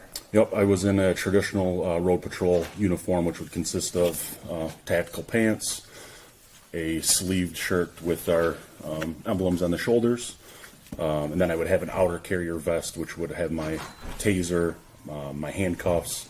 I would have a duty belt on with a firearm on my right-hand side. I would also have my badge on my left chest that clearly says Auburn Hills State of Michigan Police Department. What type of vehicle were you in? That night I was in a Dodge Charger patrol vehicle. Was it marked? I would consider it semi-marked that night. What do you mean semi-marked? It's one of our traffic cars, so we have interior overhead lights, but they're not the traditional light bar that you would see on the top of a patrol vehicle. They're on the inside, and then only one side of the vehicle is marked with a sticker identifying it as a patrol vehicle. And what were your hours that evening? I would have been on for us, we work 6 a.m. to 6 p.m. or 6 p.m. to 6 a.m., so I would have been working second shift or night shift, which would have been 6 p.m. to 6 a.m. And do you normally occupy just one person in a scout car? Yes, ma'am. Yep, it was just myself and my police car. Did you make contact that evening with someone by the name of Michael Lopez? I did. Can you tell the jury how you initially came into contact with him? Yep, so a fellow officer of mine, Officer Fairder, had conducted a traffic stop on a vehicle that didn't have a license plate. I was close by, so I started heading to where Officer Fairder's traffic stop was. Before I could get there, he had aired that the vehicle took off from him and that the vehicle was fleeing at a high rate of speed towards southbound I-75. By this time, I was able to merge onto would have been eastbound M59 to southbound 75. At which point I found myself behind the suspect vehicle going southbound on I-75 at about Square Lake Road. Did you activate any license sirens at that point? No, ma'am. Okay. And then what happened? I was airing out that I was behind the suspect vehicle. I was on the radio with my lieutenant, who's actually working that night, getting some direction from her because the vehicle had just fled from us, so I wanted to make sure she was authorizing a second opportunity to stop the vehicle. Her directions were that she was going to get with Troy PD to have another marked unit with us before we would try to stop the vehicle a second time. At that point in time, we were going 65, 70 miles an hour. I was not pursuing the vehicle in the layman's terms. I did not have my overhead lights on. They were not driving in a erratic manner. Because I was in a semi-marked car, I suspect that they probably didn't even realize that a police vehicle was behind them. At that point, did you know who was driving the vehicle? I don't recall if it was aired who was driving the vehicle.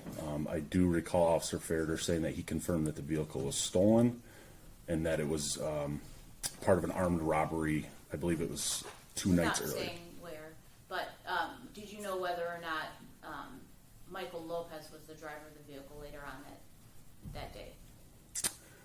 I would learn that he was not the driver of that vehicle, yes. Okay. And then where do you then make contact again with the vehicle? So again, we're following southbound on I-75. We would be approaching the Big Beaver area. I now had a second officer from Troy with us. Once we both got in position, we agreed to initiate our overhead lights to initiate a traffic stop. As soon as we did that, the suspect vehicle started ramming into the Troy police officer's vehicle. I went around the car in an attempt to brake in front of it to box the vehicle in, but the car was able to avoid me and swerved around, narrowly missing my patrol car and then getting back in front of me. At that point, items kept getting thrown from the car and they were hitting my windshield. I was still in contact with my lieutenant, asking if she still wanted me to continue pursuit on the vehicle.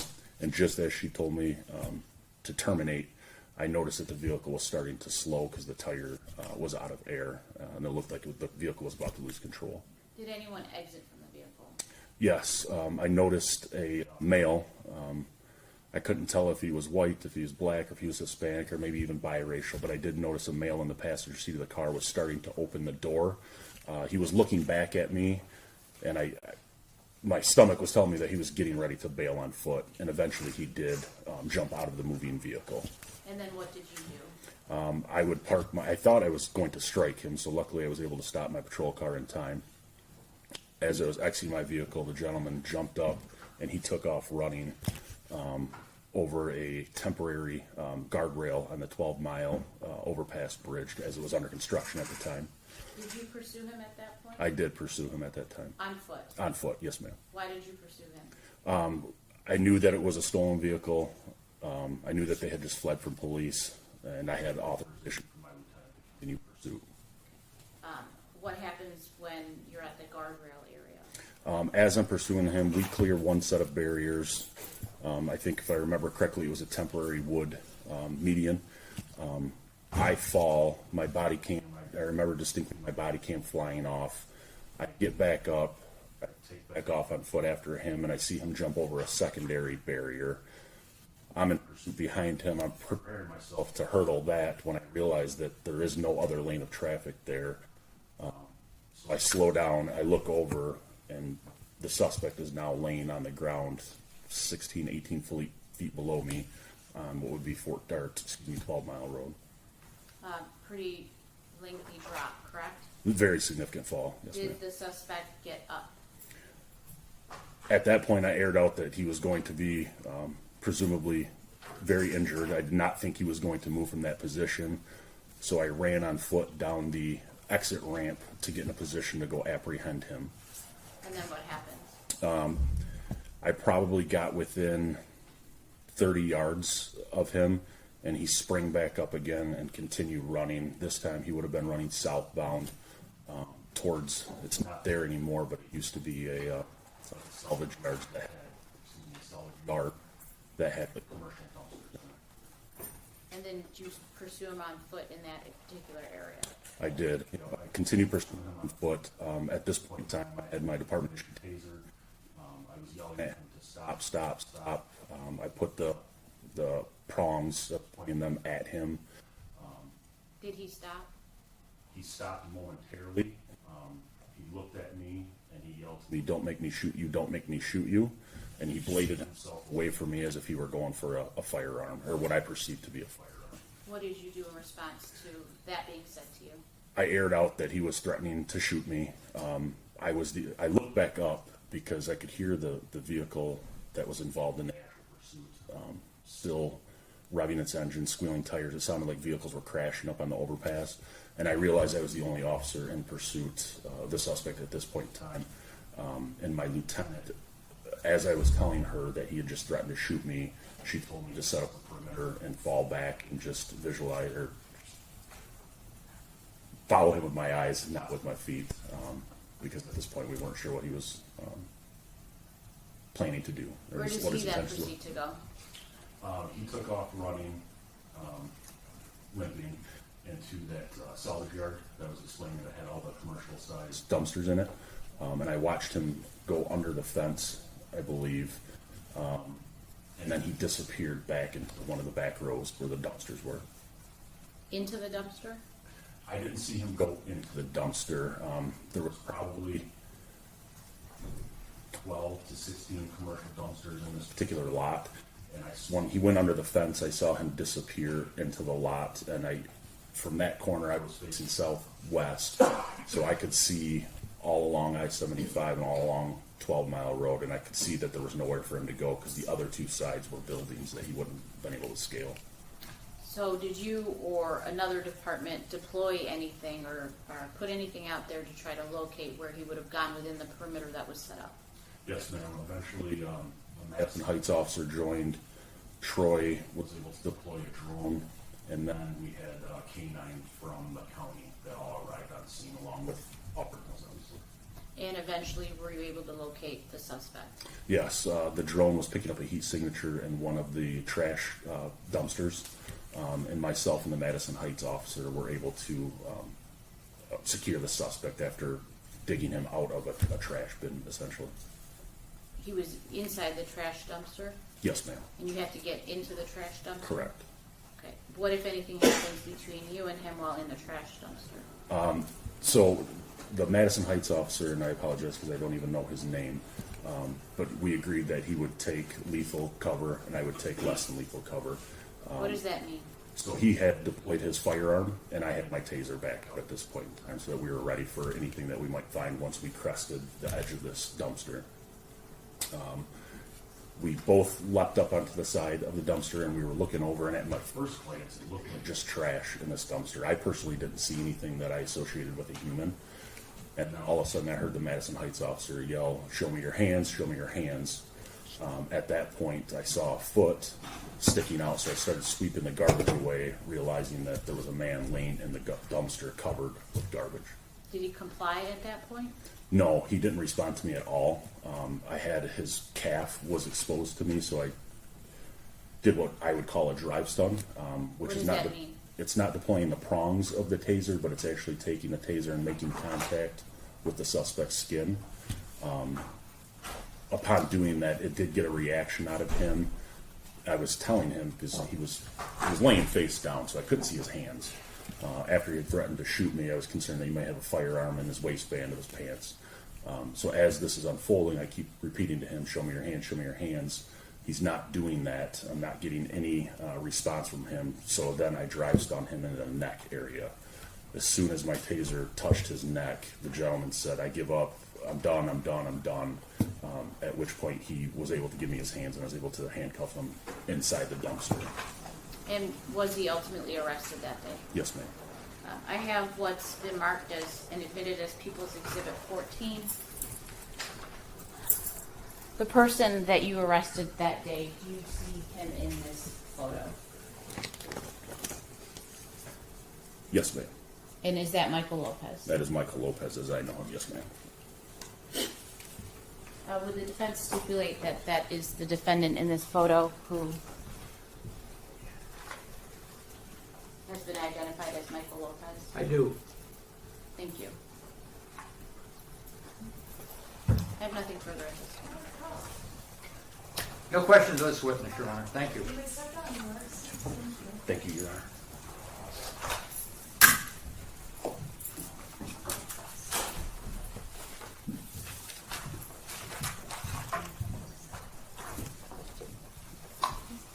Thank you. May I call the next witness?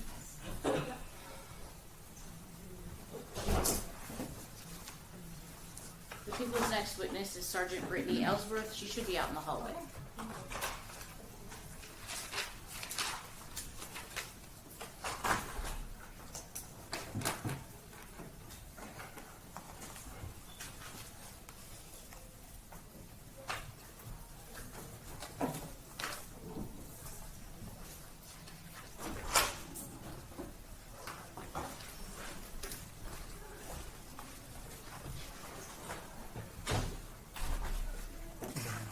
You go right up the ramp to the top, make a right.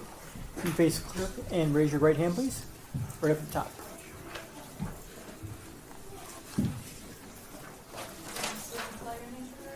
Brittany Ellsworth, Brittany. Ellsworth is ELLSWORTH. Do you solemnly swear or affirm that the testimony you're about to give to this court will be the truth? I do. You put your hand down and have a seat, please. Take a, 5-minute break. All rise for the jury.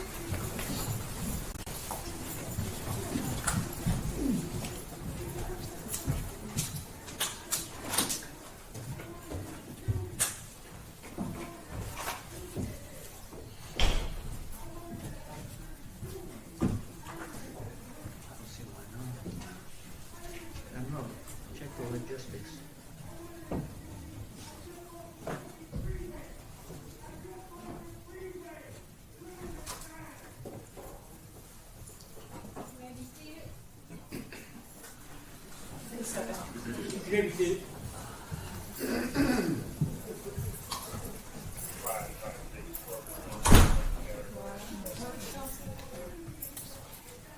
I'm sorry, Judge.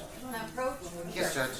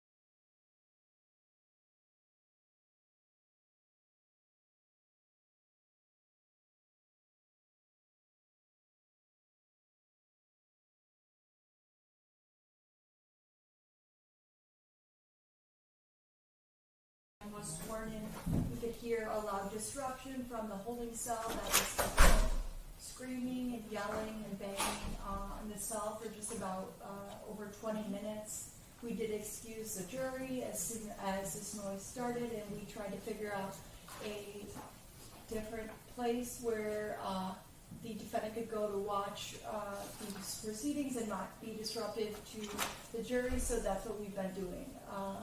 Anything on behalf of the people or defense before we bring in the jury? No, Your Honor. No, Your Honor. All right, thank you.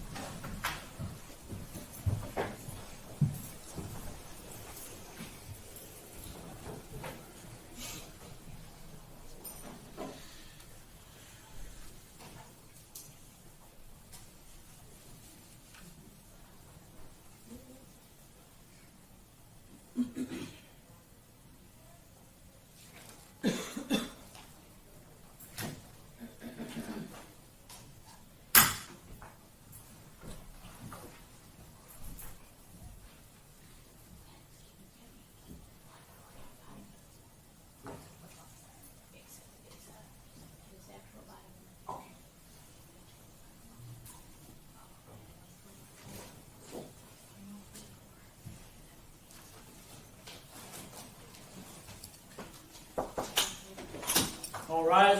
All right, and y'all may enter. You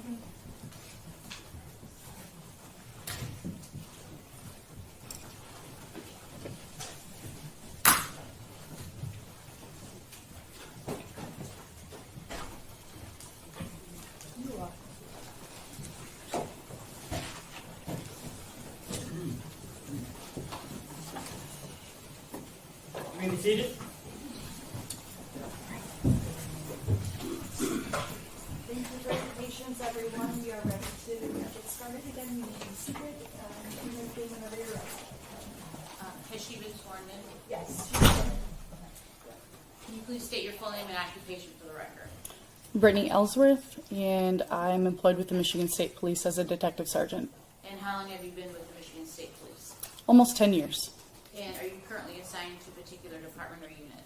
Yes, I am assigned to the Homicide Task Force and Special Investigation Section within the 2nd District, which covers Oakland, Macomb, and Wayne. And what do you do in that division? Primarily, I handle officer-involved shootings, anything high profile, and then the majority of what I do is homicide. In July of 2024, were you in that same unit as well? Yes. And were you tasked with assisting in the investigation of a homicide involving a Mohamed Said, a police officer within Melvindale City? Yes, I was. Police Department. What was your role with regards to that investigation? I was the co-OIC, so initially I was working a different homicide that day. I heard on the radio that an officer was down in Melvindale. I contacted the Melvindale lieutenant, asked if he had any knowledge of that. He had gotten a hold of someone on the shift that day, then called me back and requested that the Michigan State Police handle the investigation. So from there, myself and Detective Sergeant Hartman went to Melvindale PD, and that's when initially everything started. So my first initial thing was interviewing Rebecca, who was the female that was with the defendant. And did you conduct that interview at the Melvindale Police Department? Yes, I did.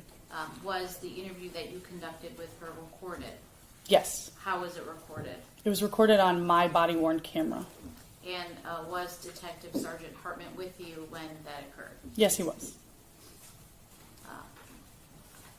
And why were you interviewing her, to your knowledge? When I initially got there, I was told that there was a female that happened to be with the male suspect, and she was detained at Melvindale PD. So that was pretty much the only information that I was given. So upon locating her, we took her into a private room. I set up my body cam. I advised her of her Miranda warnings just because she had handcuffs on. And then I believe I took her out of handcuffs, and then that's when we conducted an interview with her. And did she comply with giving you a statement? Yes. You indicated that you gave her Miranda warnings. What is that?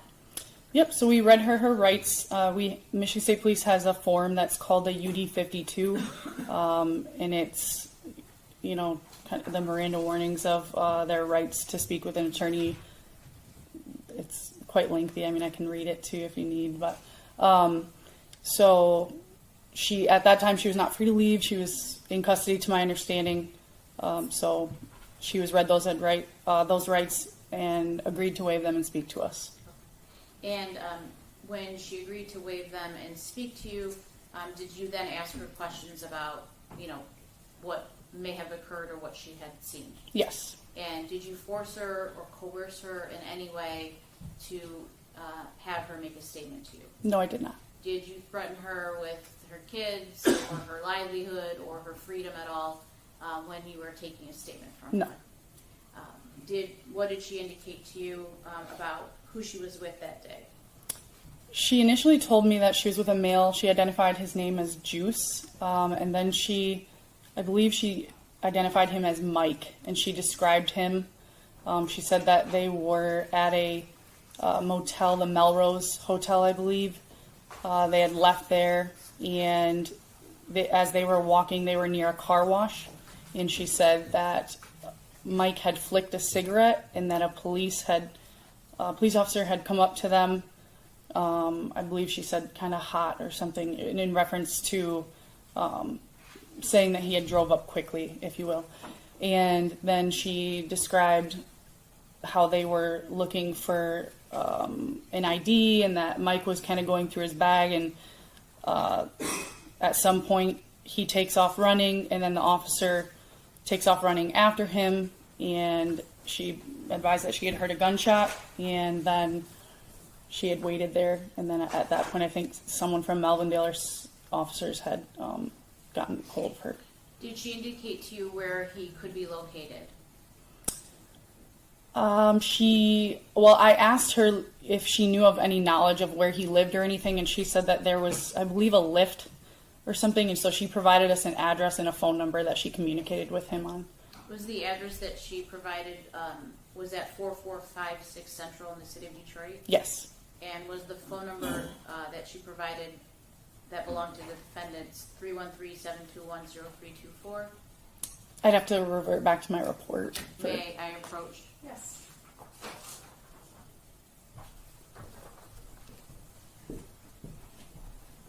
Thank you.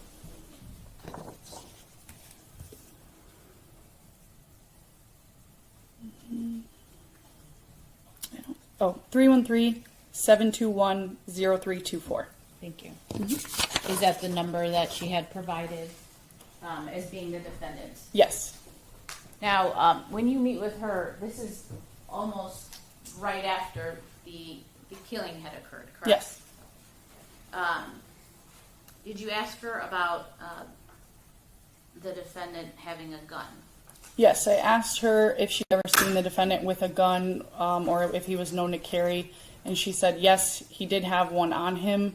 I believe she described it as a black and silver, and she had motioned that it was similar size to her hand, and that she said that there were people that were looking for her that she was scared for or from, and that he told her he would protect her with that gun. Did you have her look at a picture of a firearm? Yes, I had received a photograph of the firearm that was recovered out on near the scene from Sergeant Courtley of the Michigan State Police, and I then asked them to print it out, and then I showed that the picture that I had received from Sergeant Courtley of the gun that we believe that was used, and she identified it as the gun that Michael Lopez had. I have what's been marked and previously admitted as People's Exhibit 15, if I may approach. Yes. Is what I'm handing you what you presented her and what she signed? Yes, and then I had requested that she write in her own words what she identified the gun to be, and that it was actually the one, so that it wasn't coming from me, it was coming from her, and then she signed it, and the date and time is on there as well. So the handwriting at the top and the bottom, including the signature, is her handwriting? Correct. And then on the side here, you'll see it says SIS 162-24. That would be my handwriting, as well as, I believe, she put the time, but so that would be the case number, and we keep copies of that, and so that's why I had wrote that on there. Did she circle any portion of the picture of the firearm at all? Yes, so I asked her, typically in all homicide cases or officer involved cases, a lot of the time we will swab all firearms for DNA, and I asked her if her DNA would be on that firearm at all in any way, shape, or form, and she said that it would be at the top, and then I asked her to circle where it was. So that's the circle that's on there is where she signified that she had touched the firearm. And based off of that, did you ask her whether or not she would consent to what is called a buckle swab? Yes. And did she consent to one? Yes. Did she sign off on a form consenting to giving one? Yes, she did. And what is the way in which you give or get a buckle swab from someone? So there's 2 cotton tipped, and you just swab their mouth. On the inside, we have gloves. We do them individually, and then we package them up, and then those are sent to the lab. Did you force her or coerce her in any way to give a buckle swab? No, I did not. Did you tell her she wouldn't be able to leave until you took her DNA? No, I did not. Her phone, did she have a phone on her? Yes, she did. And did she give you consent to look into her phone to perhaps find out where the defendant could be? Yes, because she was going through it to find the address that was on the Lyft app, I believe, and then obviously providing us with the phone number. We have a form in the state police that's a consent form to download the social or anything on there. She had also showed us like his social media, and she signed that all herself. There was no coercion or anything, and she consented to us downloading her cell phone. And then after that, was she free to leave? Yes, we also arranged for an officer to take her home wherever she chose to go. And based on the information you received from her, were you able to corroborate what she was saying given the other videos that you obtained in this case? Yes, I had talked to Detective Lieutenant Price at the time, and everything that she had told me in reference to what happened with the shooting that day and what portion she had been a part of was fair and accurate to what was on body-worn camera. I have what's been marked as people's proposed exhibits 323 and 324. I have shown them to the defense. But are these the 2 consent forms that Rebecca Davis signed with you, with 323 being for the phone and 324 being for the buckle swab? Yes, both of those are accurate. I'd move to admit both, Your Honor. Without objection, Your Honor. 323 and 324 are admitted.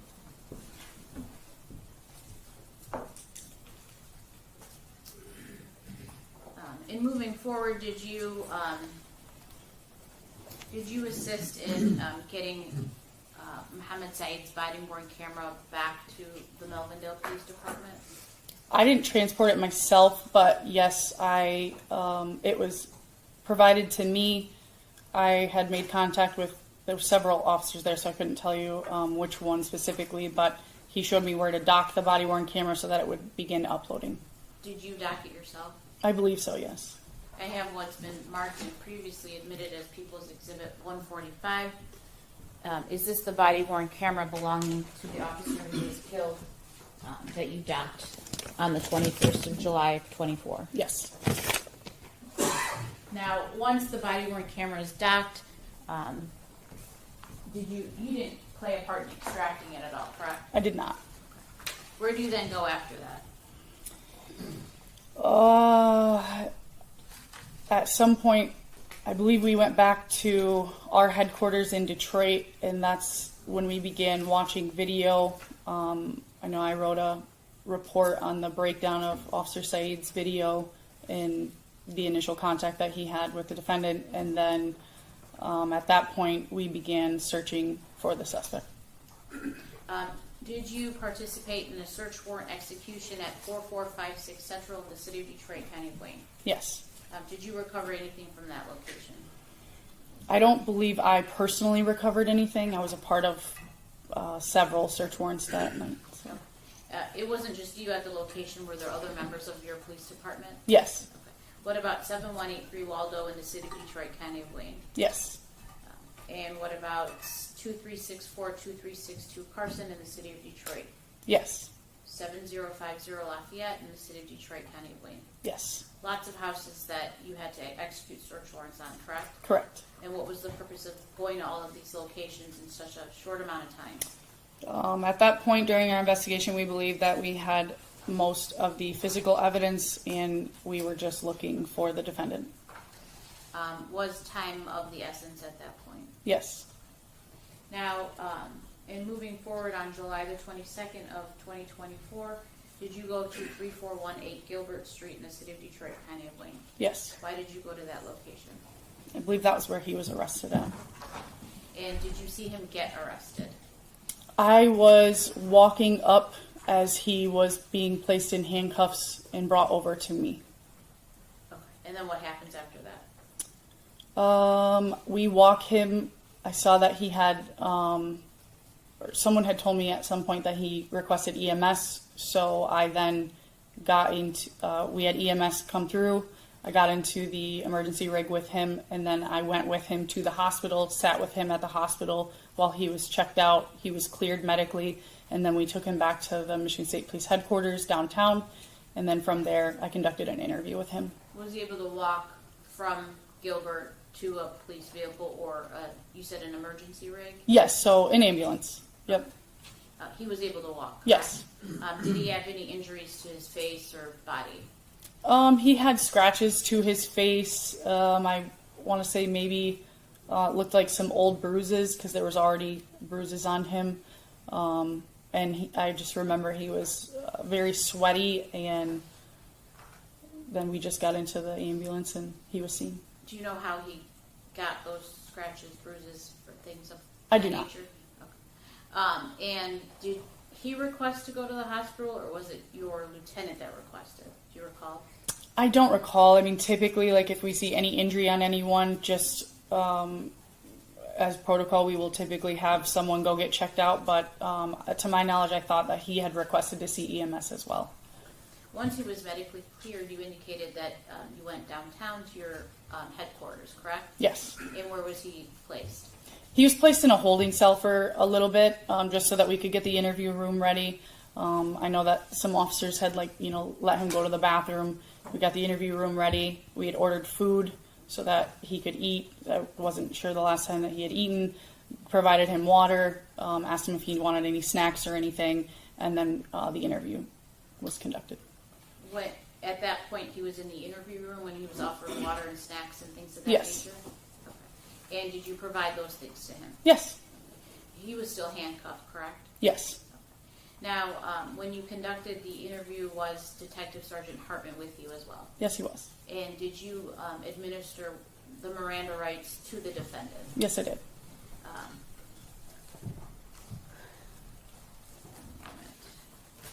I have what's been marked and previously admitted as People's Exhibit 14. Is the defendant in this photo that I'm approaching you with?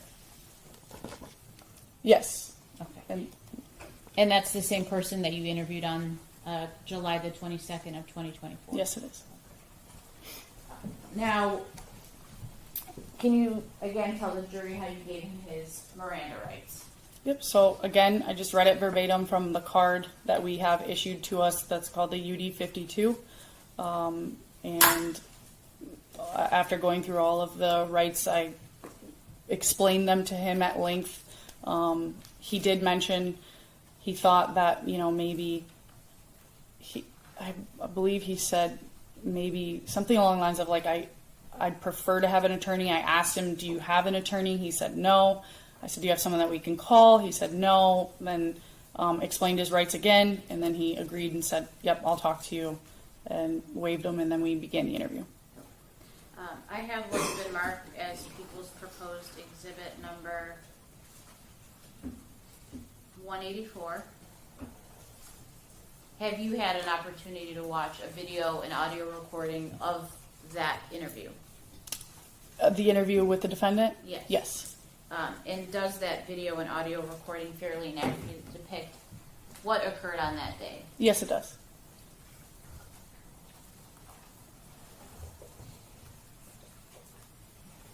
Your Honor, one moment. Sure.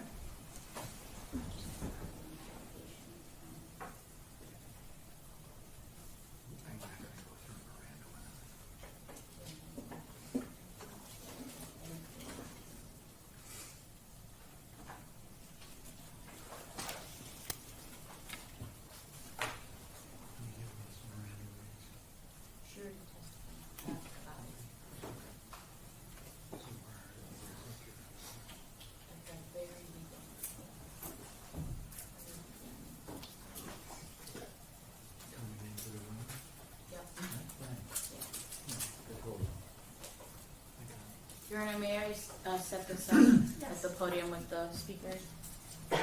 I would move to admit people as 184. I did have an opportunity to show this previously to defense counsel. It's my understanding that there's no objection to it. Correct, Your Honor. 184 isn't it? Permission to publish, Judge?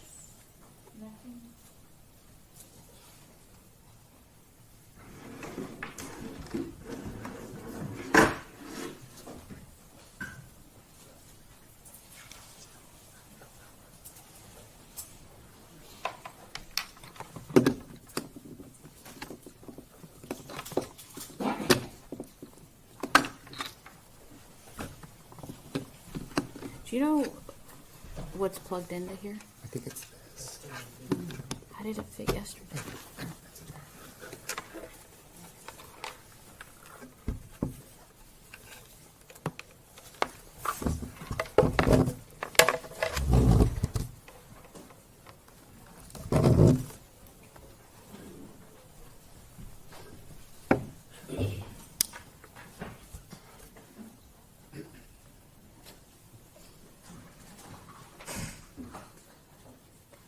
Sergeant Ellsworth, for the record, I will be playing People's Exhibit 184. It is a total of 1 hour, 35 minutes, and 36 seconds. I may stop it every now and then just to ask you some follow-up questions. Sure.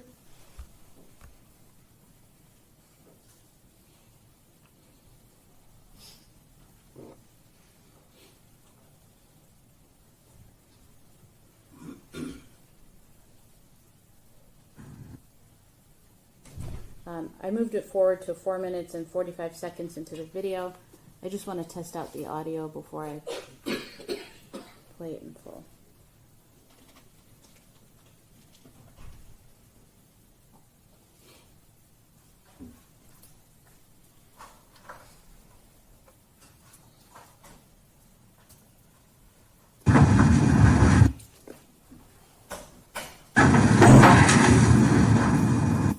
Starting it at 5 minutes and 48 seconds into the video. What are we seeing right now? So the defendant is seated. Detective Sergeant Hartman is placing a glass of water in front of him, and then Sergeant Keller is in the uniform.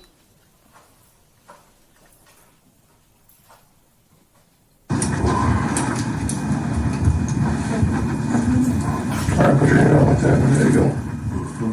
Judge, is that volume okay? Yeah. Is that Do good you want for- it lower? Or? Is that good for all the jurors?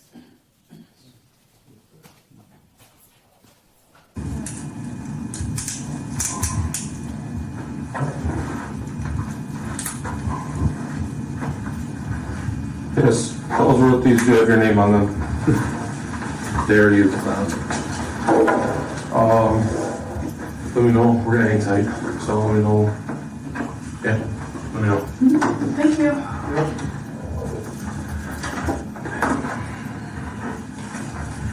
You feeling better, Ernie?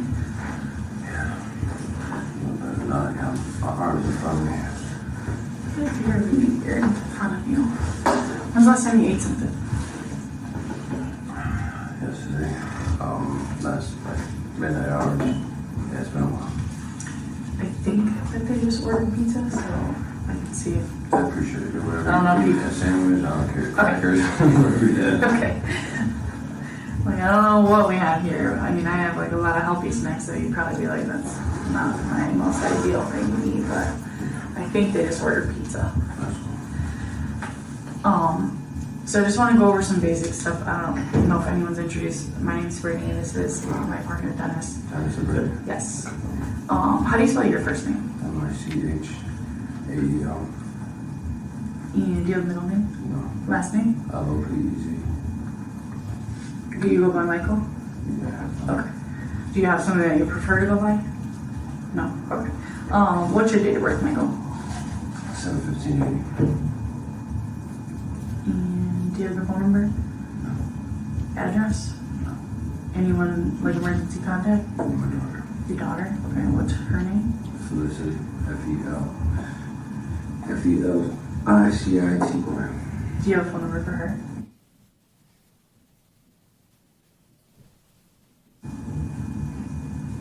Does she have an address or anything? Yes, yes, I remember. I don't. Okay. We can always look it up, or if you want to talk to her or whatever, we'll get it figured out. Obviously, you're in handcuffs, not free to leave.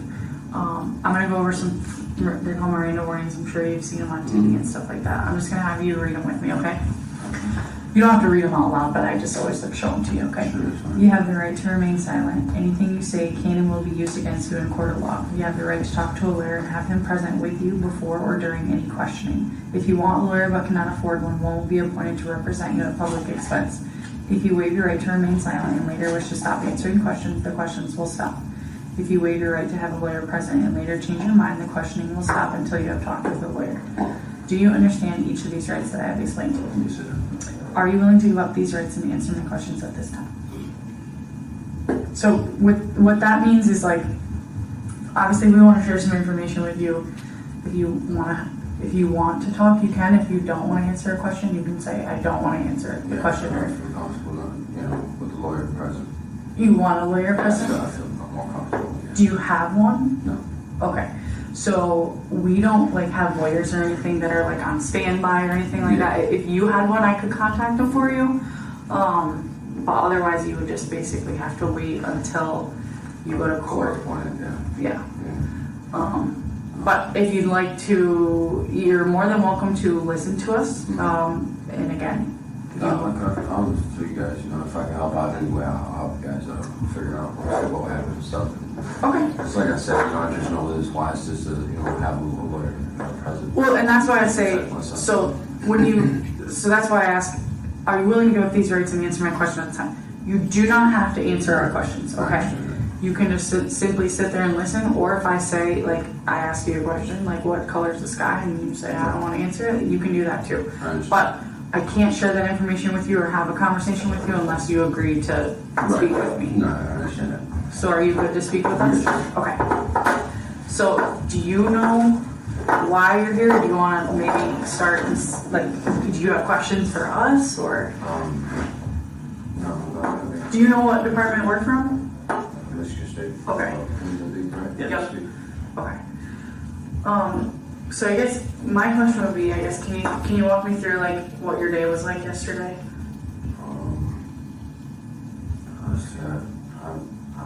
I've been pretty out of it, in and out of it for a while now.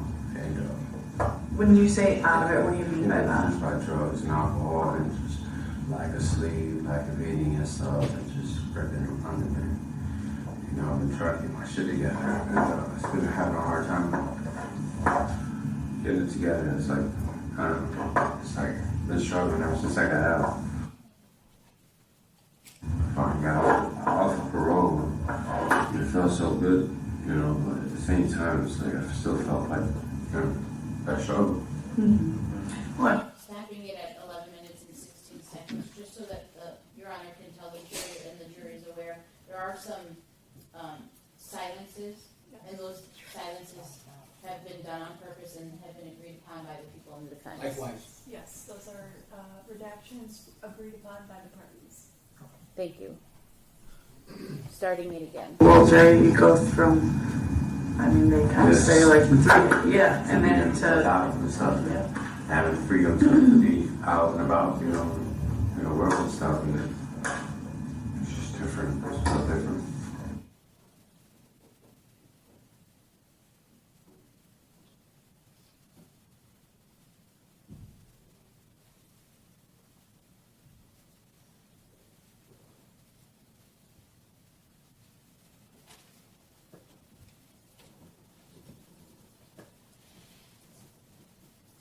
they have you like on probation or something. No, I had parole, so they just ran it concurrent. Okay. And then got off in June of 24. Okay, so you just got off like a month-ish ago? Yeah. Off parole completely? Okay. Where were you staying at? Were you staying with your daughter, or? No, I didn't stay with my family, not in the shape I wouldn't stay with them. I'd visit them and stuff, I'd stay clean enough to hang out with them for like go out to eat or something like that. Or walk the dog, help them with the grass and stuff like that, So spend some time with them like that, but very rare. Just felt like not wanted. Felt like they didn't believe me. Like when I would tell them, you know, like I haven't been using, can I come over? You know. Just out of curiosity, what kind of drugs have you been using? Shit, everything. Meth, crack, coke, fentanyl, pills, alcohol, weed, anything I can get my hands on. Feel numb. Just get high and feel straight, you know, feel bad about myself. When's the last time you were high? Right before you guys called me. Okay. So, what were you high on? Fentanyl. How about yesterday? Did you have any drugs in your system? Yeah. Alcohol, fentanyl, and crack. What time did you use yesterday? Do you remember? Anytime, every time, you know. Just whenever I could, you know, just like, it's just easy to get, you know. Are you working? You know, just the girls that I mess around with, you know what I mean? They always have it on me. I look out for them and they look out for me. Who were you with? Some girls yesterday that you got high with, or?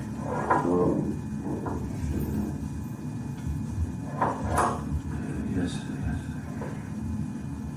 That's what I'm saying. It's like, yeah, this one girl I was with yesterday, we got each other. Like I said, I've been on that damn porch for hours. It feels like for days. It feels like I don't even know how long I've been on that damn porch.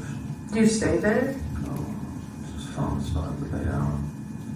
There's an abandoned house up the plate. I didn't want to try to get inside the house in case that was on. Oh, okay. So just lay down on the porch and just lay there. How long were you there? Scared to move. Scared of getting caught and stuff. I guess, what were you scared of getting caught for? Like, just from the incident yesterday? I don't know. It's like this guy was after me for some reason. I was like, what the fuck did I do? You know, I was thinking like, you know, hard as shit, all the stuff I did, you know, me wrong. But I was like, what the fuck did I do wrong? And I just kept hearing choppers and cars that look suspicious and stuff. So. Sorry. That's okay. Get these coughing fits. How'd you know we were looking for you? Just like... It just felt. It felt like guys was after me, man. You know, like I said, I just felt like guys was after me. I don't know. I'm very paranoid, you know. Ever since I've been out, it's like every time I see you guys, I feel like you guys are after me for some reason, man. When you say you guys, you mean just like in general cops? I don't care if it's fucking security or in the store. I just feel like they're staring at me and they're coming after me for some reason. I get this like tension, you know, from you guys. Do you feel like we're being disrespectful or anything to you? No, not right now. Okay. It's like, I mean, don't be honest. Dennis and I always you know, it's like I'm already caught, you know, so it's like, for what? You know what I mean? It's like, what the fuck did I do? I go out there and I try to get a job and it doesn't fucking work. And like I said, it's just, I feel like this is where I belong. This fucking sucks. It sucks. Do you feel like you belong, like you're supposed to be locked up? Yeah. I felt like it was on him at that time. Oh, I'm sorry you feel that way, Michael. Yeah, no, it sucks. But that'll be alright. You know. I'm trying to get help. Easter shields and shit, you know. It didn't work, it didn't help. You know, I went to psychiatry, you know, I went to doctors, I talked to pastors and stuff, case managers, caseworkers, all that shit. Did they not give you any resources, like on parole or anything? Yeah, they did, you know, a lot of resources, but just not getting high and going there, you know, getting high was like the answer to me. Mm-hmm. I'm sure it's hard to come off of it. I know. I've never dealt with addiction myself, but I've seen it in my family and obviously with friends. And I mean, you hear about it and see it all the time. Obviously, we see it firsthand. Took everything in me just to go to the doctor for this abscess I had on my elbow. You know, so I finally go and it started healing up and stuff. And like 3 days later, I'm out the door, you know, discharging myself. You know, it's like, it's ridiculous, you know. Who does that, you know? Like, yeah, I was feeling better. Yeah, it looked better. Yeah, it was, you know, but now I was hurting again and shit and stuff like that. What'd you do to your elbow? I fell down. I twisted my ankle and when I fell down, I guess something got in here or something. I don't know. But that's the only thing I can think of. I don't shoot, so it's not that. But I had a cut right here. Shit, right here, and I never got it. Yeah, it was. It's very deep. I never got it checked out. And I wondered if the abscess was because it was trying to stop the infection from going further. And my mind for everybody's a wonderful thing, you know. And I'm wondering if maybe the abscess stopped the infection from going further up. And that's where it started trying to extract it from. It got really fucking swollen. And I went to the doctor's. I went to Dearborn Hospital, Cordell. And yeah, they helped me out. They gave me antibiotics, and they had to up the antibiotics while I was there. So. How recent was that? It was a little while, not even a few weeks ago. So yesterday, you said you were using with some females. Was that when you were at the hotel, or? That was yesterday. I was at the hotel. Yeah, it's Veronica, something like that. Veronica, she go by V. I think it's Veronica. Yeah, V. There's one girl, I think it looked like the girl that you were at the hotel with. Her name was Rebecca, maybe, or something. When I went to the hotel, it was Veronica. What she look like? Actually, kind of tall, a little chubby. Do they maybe lie about their names? Do you think? Yeah, I lie about one. What'd she call you, or what's her job? I go by Juan, usually. Because John, you know, like, it sounds like, you know, John, you pick up John. Right. I go by Juan. Yeah. Is she okay? Yeah, she said that you were protecting her, because she mentioned something about how she didn't tell us the story, but essentially she said that someone was out to get her, trying to kill her, and that you were. Oh my God, so horrible stuff. Where'd you guys get the room at again? I forget that hotel. Oh, Melrose. Yeah. Melrose. Over in Melvindale. Sure. Yeah. Are you from that area? Or is your daughter from that area? My daughter's from that part. Okay. So is she from Melvindale, or what brought you guys into Melvindale? No, it's just a cheap hotel. Do you guys stay there often, or are you dating or something? No, Or it's just hooking up? I like her and stuff, you know, I care about her. She got some kids she's trying to get back, you know, back into their lives and stuff. So, do what I can to help her out. You know, she's a really cool chick, man. She's a really cool chick. You know, I like her a lot and stuff, but, you know, I'm no rush to get in no relationships. Yeah, she said that you were helping her out of her, she called it her teepee situation. Yeah, she said she was homeless building a teepee or something, and that you were helping her out because she had an interview or something. Yeah, she just got a situation where like, she just has nowhere to be. You know, got no home, no friends, no family. You know, What's her? Do you know what her situation is? Like, why people are trying to kill her? I think it has to do with her mental cracks. Did some stupid shit. I think they just threw her in codes with it. You know. Is she from Detroit too, or is she? Sure, that's my knowledge. Yeah. Okay.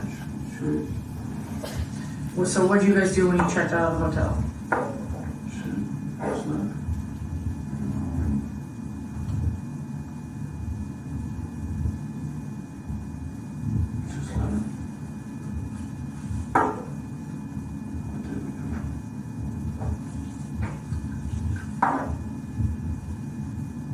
Did you guys use at the hotel? Was she the one that was helping you or kind of giving you the dope? No, I had no. I had to get some meth. I had crack. Got some weed.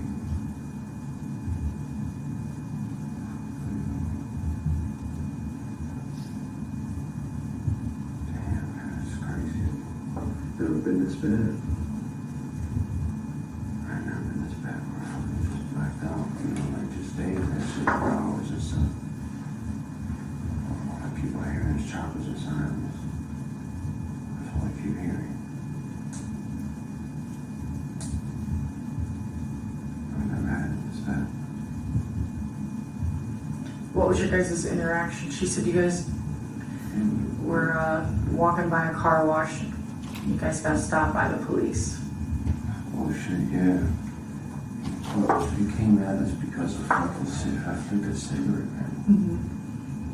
He said, we do littering in my city. I said, I'm so sorry, officer. He said, pick that shit up. I said, yes, sir, no problem. Picked it up.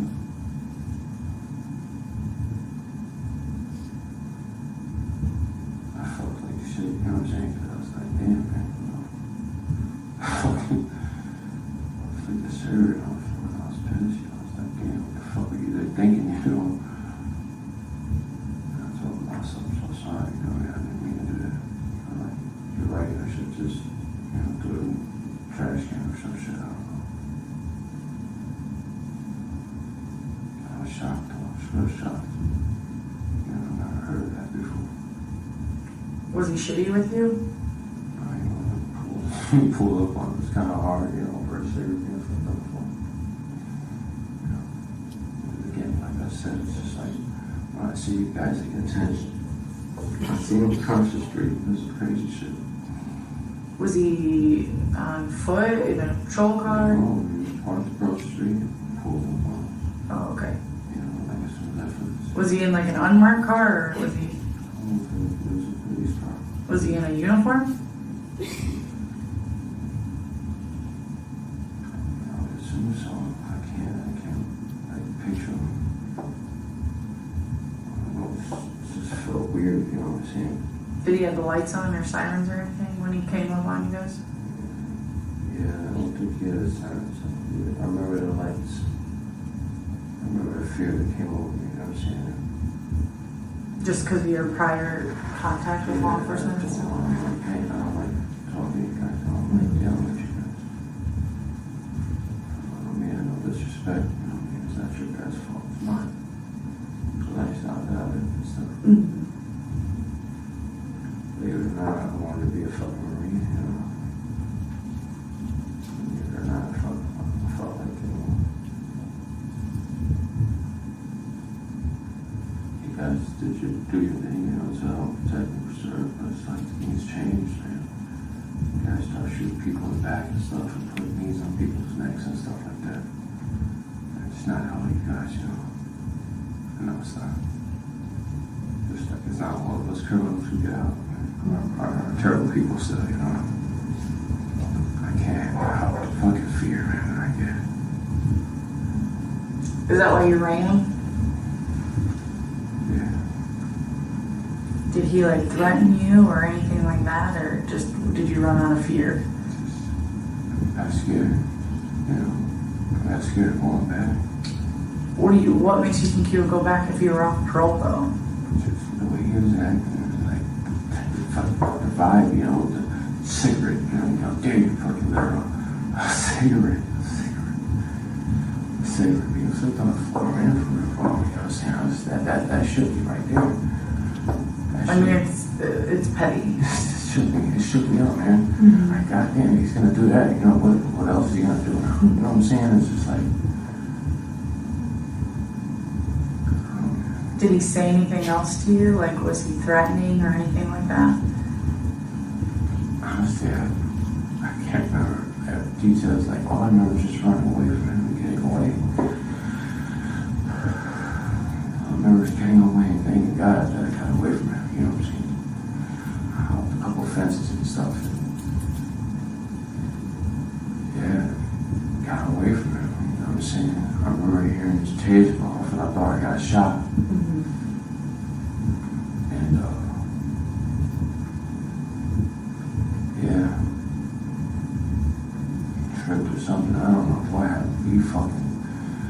scared the shit out of me when he shot me with that taser. Oh my gosh, a little shot. Did he hit you with the taser? I don't know. Okay. I don't know. You said you heard the taser. Did you fall after you heard the taser? Like, have you ever been tased? Well, yeah, I've been shot taser. I don't remember falling. No, I just remember hearing it. Bang. I know the difference between gun and fucking what you call it. So. You know the difference between a gun and a taser, you said? Is that what you said? Oh, yeah. No, I mean, it's pretty, loud and stuff, but I know the difference. And I was just so thankful he didn't shoot me fucking back, you know what I'm saying? At what point did you realize you got the taser? Because you said you heard it. Yeah, I heard the taser, like, when I hopped the fence, and then I hopped another fence, and another fence, I think it got away. What'd you do after you hopped the fences? I ran, took my clothes off, and jumped on a bike, and got away. Why'd you take your clothes off? Because they're looking for somebody, and the clothes that I had on. I mean, I guess my question would be, if you just ran because you just ran, Yeah. like what's the big deal of you running from him just because of a cigarette? No, it wasn't the cigarette. It was a fear of, like, them saying that, like, I ran. You're not in a You're vehicle supposed or to run. anything like that. You're not supposed to run for cops. Yeah. A lot of people do, right? Yeah. So anyway, the first thing was, don't look like the same person who just ran from a cop, Yeah, just trying to blend in or something, or not look like you the person that ran. Yeah, I said, I took my clothes off, I found a bike and jumped on and got away. Where'd you go after that?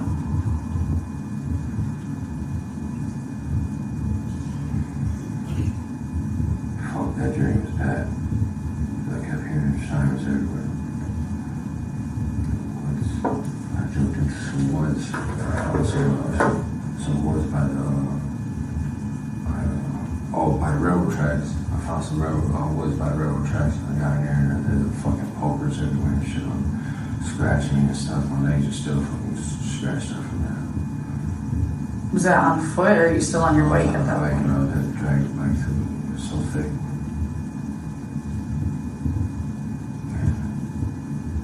Then where'd you go? So I'm trying to think of next.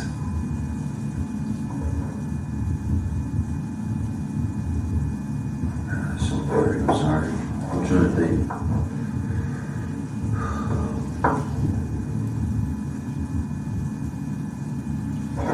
I remember just riding a bike and riding railroad tracks, all across the railroad tracks.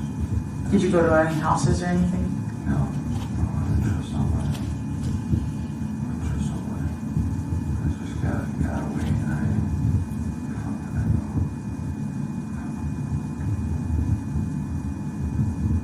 I went to my friend's house. He got some clothes there. Which friend's house did you go to? Bobby. Bobby? Yeah, a friend named Bobby. Where's he staying at? Southwest Detroit. You're not on the street. It's like, I know by the house, I want to say it's like, by Chamberlain. Over there. That was right across the cemetery. So much for whatever. Well, I mean, I hope that I'm not fucking myself up by telling you guys honestly. No, we're just. This is what I remember. I'll be honest with you, all right? That cop has a camera right here on his chest. We see everything. Okay. All right. We know you had a gun. Okay. We know you were scared. We know you get nervous about cops, and we know that gun went off. We know that. I shot this gun. Yeah. You did. I shot that cop that chased me. You did. Do you remember what you did with the gun after? I don't even remember shooting this fucking cop. Are you serious? Yeah. How long have you had that gun for? I shot this cop. You did. You guys tell me that killed him. I shot him. Did he die?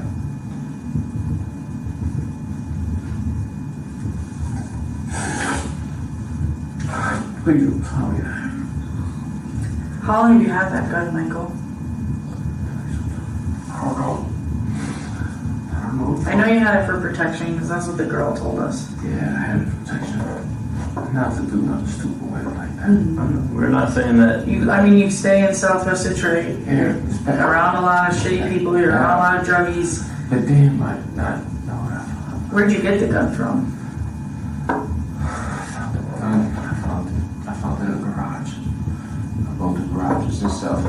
garages and stuff like that. And a whole bunch of stuff in there. How long would you say you've had that gun for?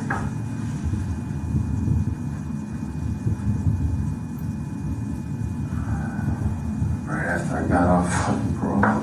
So like June-ish? Yeah, right after I got off parole, yeah. Can you describe what kind of gun it is? It's a 357. 357. What color is it?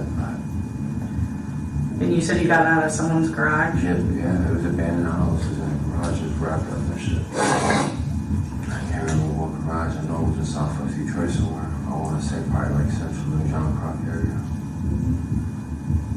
I was from there somewhere. I just can't remember what street it was. It was dark at midnight or, midnight hours and shit. Would it be fair to say that you ran because you knew you had a gun and you're a convicted felon? Well, I don't want to put words in your mouth. I'm just asking. I ran from this guy because. Was the gun in your backpack at the time? Because you're messing around in the backpack on the video. Or was it in your waistband or? I always keep it in my pocket. In your pocket? Yeah. So were you nervous that he was going to pat you down? That's what he was about to do. He was putting his gloves on. I remember now. Yeah. He was putting his black gloves on. He was putting his black gloves on and he was coming towards me and stuff, and that's when I ran.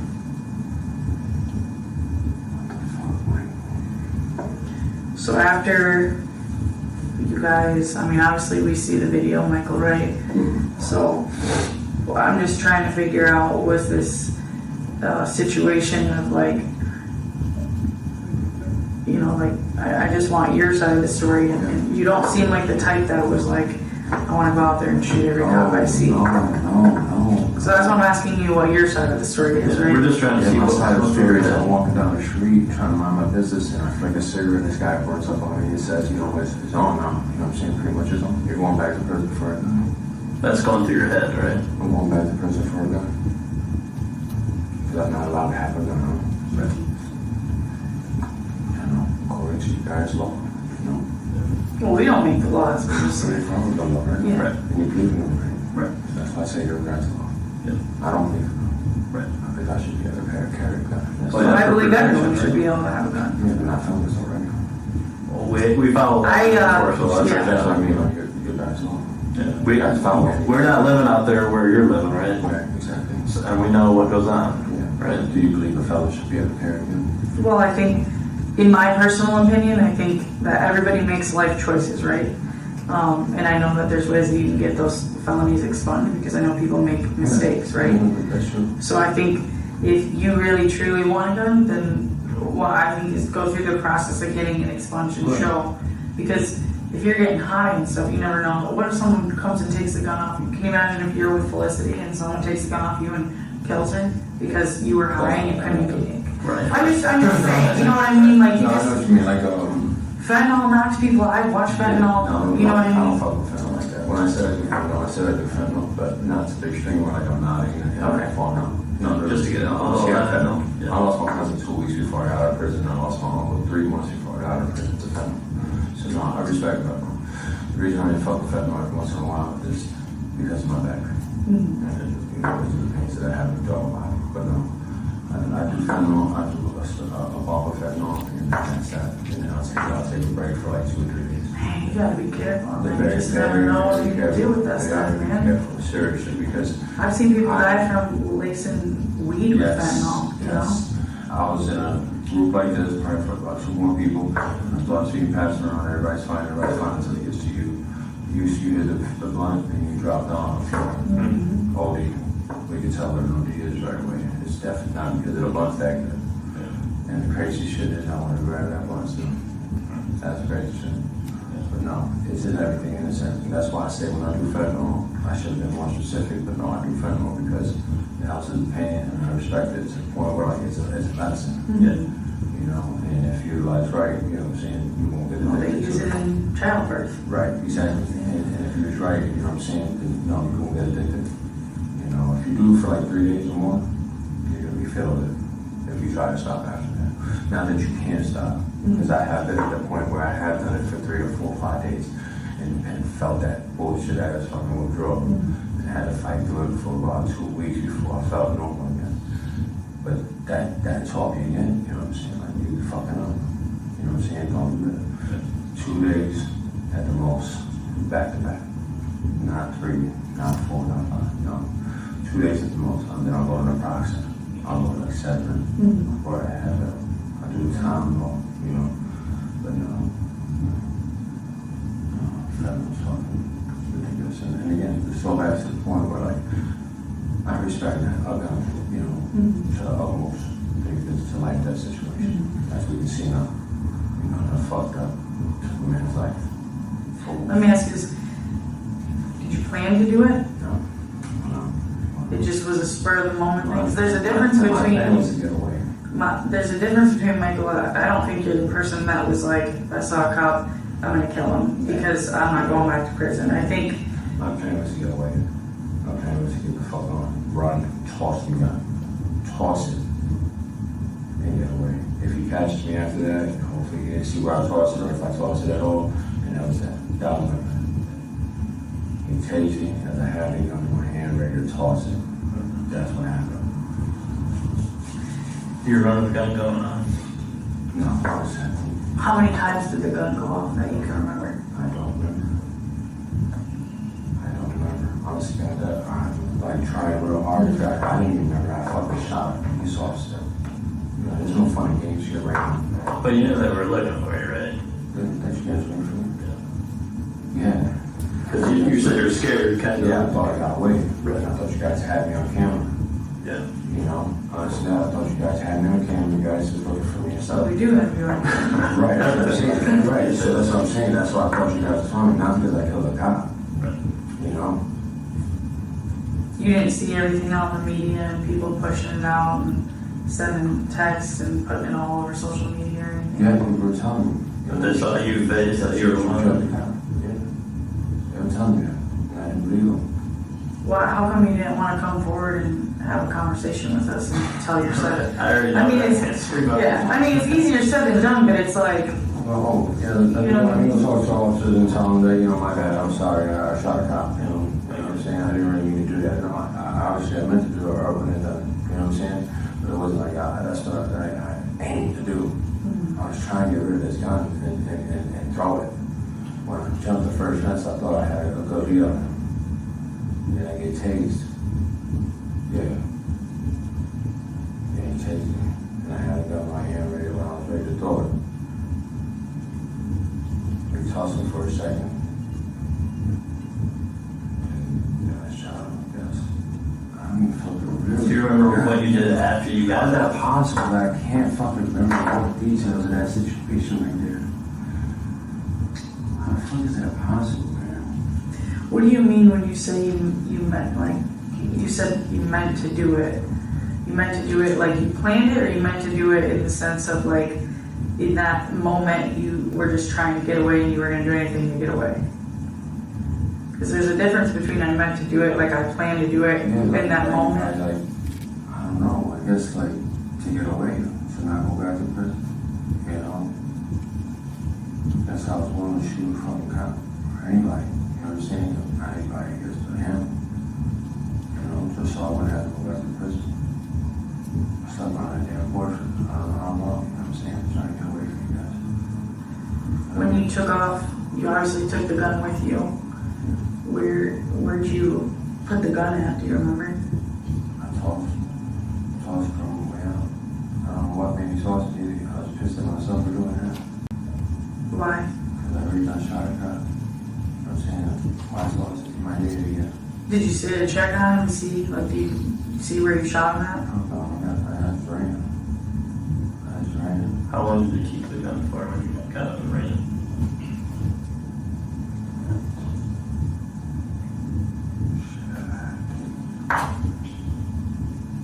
I had it on my bike. I heard sirens and shit, and gas moved and tossed it. You toss it, like, where did you toss it? In bushes? In the woods, yeah. In the woods? Yeah, always right out by the train tracks. I don't know what made me do that, honestly.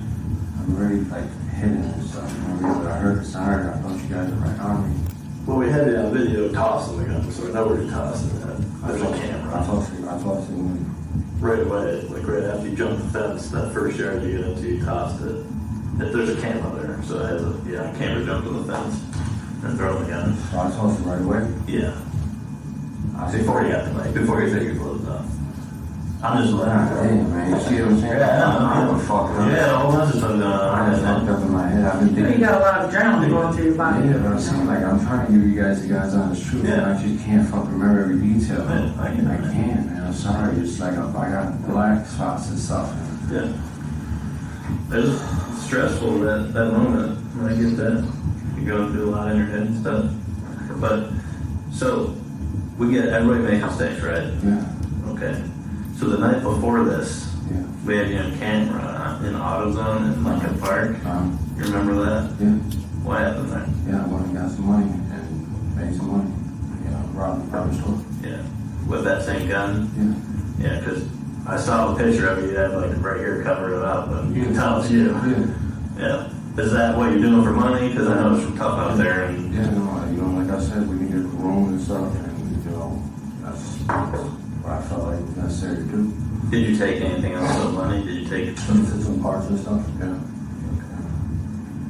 Like I said, I don't like doing that, but surviving. Yeah, I want to quick fix and stuff, and just all those insurance money and stuff like that. So I do my best to talk to the person, and try to like keep them calm as possible. Let them know they're gonna go home. That it's not about them. It's about the money that's in the registry that belongs to all of us. Have you ever heard anybody robbing them? No. Never shot anyone? No. Okay. When I do that, I do my best. Like I said, but stay calm. Just do the money that's in the registry. You're not gonna get hurt. You're gonna go home tonight. Bring the money to the registry. Yeah. This is all going in, and it'll be on about my way. You know what I'm saying? Do they always cooperate? Yeah. They always cooperate. It's like I said, I hate having to traumatize somebody by doing that, because I know there's some form of trauma that's gonna happen by doing that to somebody. But I do my best to speak kindly and calmly, and reassure them constantly that this is all gonna be over in 2 seconds. The money out of the registry. Yeah. Because in your head, you know you're not gonna shoot. No. You just want the money. Right. Just right. Who's there for what? I make sure to watch my back as we leave me, because that one girl that got shot in the back of her head, from the AutoZone or auto parts place. When did that happen? She's 13 years old, black girl. She moved from wild around the auto parts store. Recent or? This is a few years ago. No. In Detroit? I think it was in like a store owner shop. No, it was an employee from the wow. parts store. I guess I never saw that. Yeah, 13-year-old black girl. Got shot back over his head. So do you only just do like auto stores or something? No, I'm wherever, you know what I'm saying, but, yeah. How many times do you think you've done that?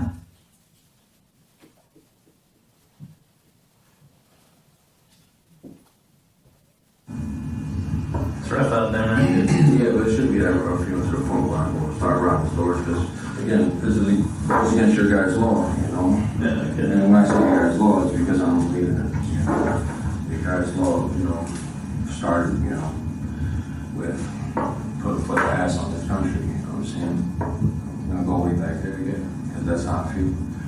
Puerto Rico, which wasn't Puerto Rico, in the beginning was ransacked, savagely ransacked, pillaged,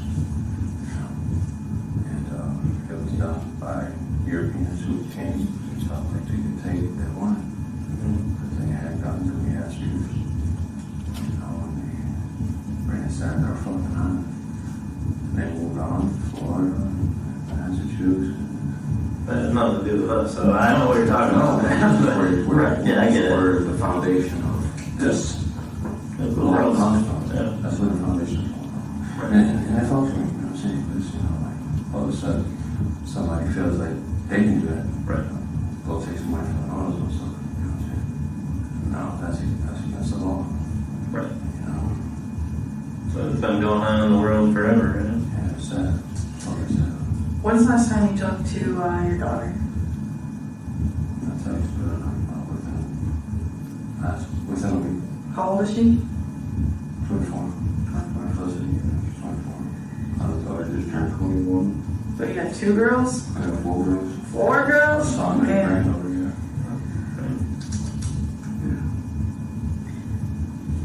Is Felicity the one you're closest to? No, she's my oldest biological child, so she's in charge. Wouldn't they all be your biological children? Not every, just the first two. Okay, I see. Yeah. So how many do you have that are biologically My yours? wife had two, I met her, a son and a daughter, the two oldest ones, and then we had Felicity and Harvey and Alicia together. So you got biologically 3, but total 5. Oh yeah, they're all mine, yeah. I kind of all, yeah. I love them all the same. But just to clarify, you understand, it's like, I say it like that, you know, just so that you understand, it's like, Felicity is my first biological child. It's different. And it is, and it's because I can't trust, you know, the side, or not even, you know, the same way I can trust Felicity. It's your blood. Right. And it's just a relationship, you know what I'm saying? Like Josiah and I, we have a okay relationship, it's not like that. It's not like a father and child relationship. So like my daughter Felicity, we have that, you know, father-child relationship. She's very unhappy with my life decisions, but at the same time, it's my daughter. She loves me, I love her. And I trust her to be able to handle any type of situations that come her way about it. Would, if we gave you a phone call, would you want to talk to Felicity? Is that, if that would That be was the the first choice because my mother's going to be hysterical. So I'd rather my daughter Felicity deal with that. Well, let me tell you what, I think you've been nothing but respectful to us, and, you know, we always try to be respectful, always, I mean, I'm a mom, so I know what it's like to have to talk to someone, but I do want to tell you that that officer is the same age as Felicity, okay? And so he's the son of someone. What's your thoughts on, I mean, I don't think that you're this malicious person. I think it was. I feel terrible, you know what I'm saying? It went that route. I don't want to feel terrible that it went that route. It wasn't even necessary. What's your thoughts on writing an apology letter to the family? That sounds.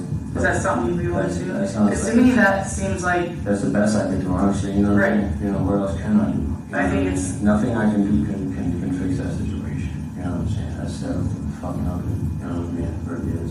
It's the last thing on my mind I thought of, you know, face, you know what I'm saying? That, you know, as much as it fucking infuriates me, it was over a cigarette being flicked on the floor. You know what I'm saying? At the same time, he did this. You know, should I have just said, okay, let me just take this 5-ball, because that's what I'm probably gonna have to go back to the friend for Friday. You know what I mean? Right. As opposed to, you know, when you try to run away and end up shooting this guy. That's still fucking crazy. I can't even remember it. I swear I can't remember it. Like the exact moment, you know, I just can't. I can't picture it. I didn't understand. They told me about it, you know what I mean? They're telling you, I don't know what the fucking news, you know, it's that dirt, you know what I mean? That's like, for what? You know, I didn't even remember that shit. At first, I didn't remember it. And then they told me, and I was like, oh shit, you know what I'm saying? But then again, I still couldn't remember the exact same fucking situation. I thought I had that gun on me on the bike. I thought I tossed that gun. I mean, your adrenaline's probably just no, I'm serious. I'm not trying to bamboozle. No, I get it. Yeah, I'm really dead serious, man. Like, I thought I had this gun on me all the way to the bike rack. Yeah. To the point where I got to the woods, heard them, and tossed it in there because I felt they were coming in here from me. Did you have more than one gun? No, just one this time. Yeah. What do you think about, I'll leave you some paper, you can write maybe the family a letter, I'll go see if I can find you some food. I'll try, you know, I don't know if that's fine. And then maybe call Felicity. I will definitely most definitely try. You don't have to, I just. No, I want to. It's just like right now, you know what I mean? My mind's all fucked up right now. Yeah. You also want water? I'm gonna grab you some water, some food, and then, Thank you. I'll go grab my phone and call Felicity if you choose to, okay?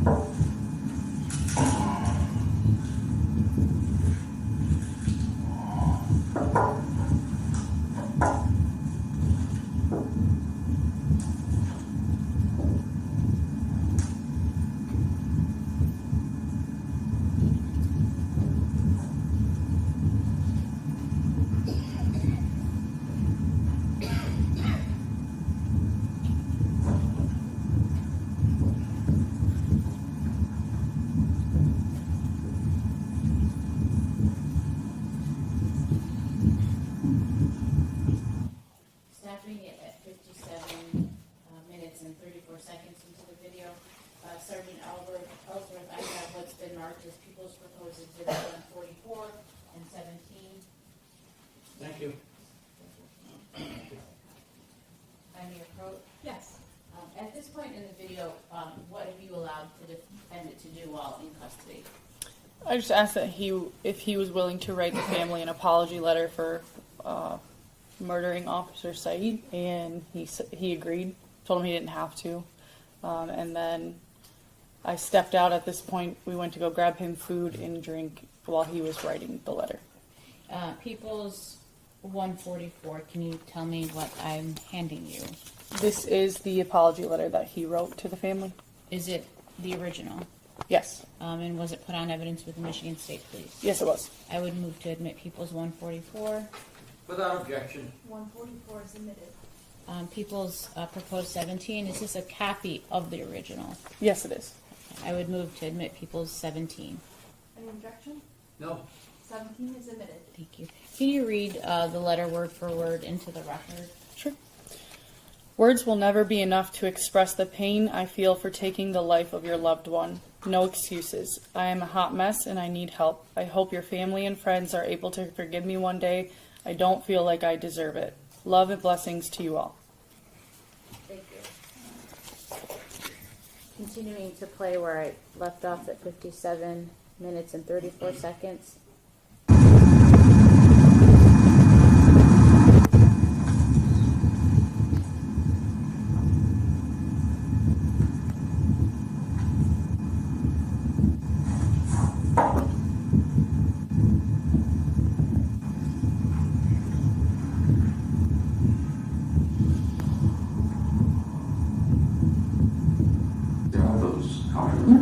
I think. Yeah, running like this hard. I'm moving it forward to a minute, an hour, 8 minutes and 50 seconds into the video. This is different. I'm not at it right now like this before. Words will never be enough to express the pain I feel for taking the life of your loved one. No excuses. I'm a hot mess and I need help. I hope your family and friends are able to forgive me one day. I don't feel like I deserve it. Love and blessings to you all. I mean, like, I don't know about just going dressing people about this. I mean, I think, like, the reality of the situation is, like, are there ever going to be any words that make it better? No. That's why I'm afraid. To me, in my opinion, as a parent and a sister, you know, and obviously he was, you know, a brother and a son. A friend, you know, a cousin. It's like, sometimes that kind of stuff gives families closure. You know what I mean? That just shows what type of person you are, that it's not a malicious, you know what I'm saying? I think our conversation would be very different had I thought you were a piece of shit. Right. You know what I mean? I can understand that because there are those people out there who want to do this. You know, and look and seek some opportunities. Oh, I see people all the time. They talk about, you know, and I've had people tell me, like, I hope you die. I hope someone kills you today, you know? But, you don't strike me as that type of person. No, it's not. It's not that. I'm gonna let you have your meal in peace. If you need something, holler. I'm right next door, okay? Thanks. Britney, right?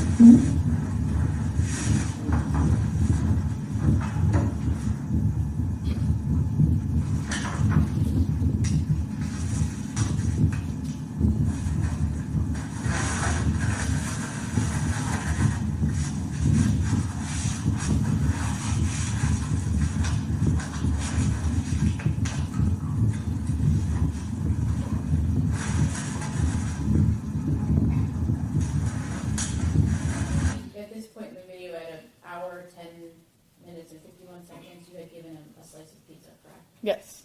Okay. Fair to say that you were kind to him. Yes, I believe so. Did you believe and mean everything that you were saying? Yes, I always treat everyone with respect in my job, and at the end of the day, I'm just a fact finder. So, thank you.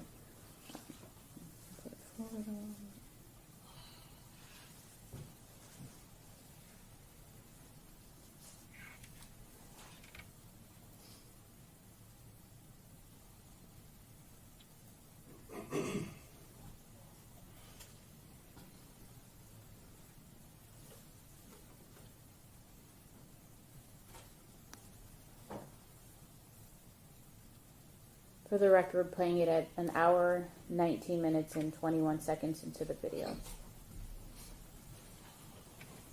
And there is a portion that is redacted here that has been agreed upon by the people in the defense.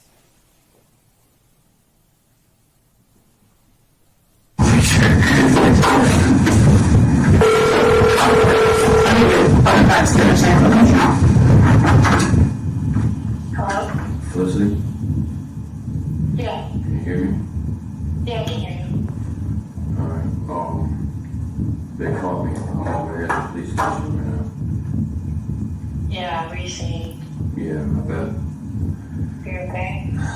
No, not really, but yeah, I am. It's sad to say that I feel like I'm going where I need to be. It's sad.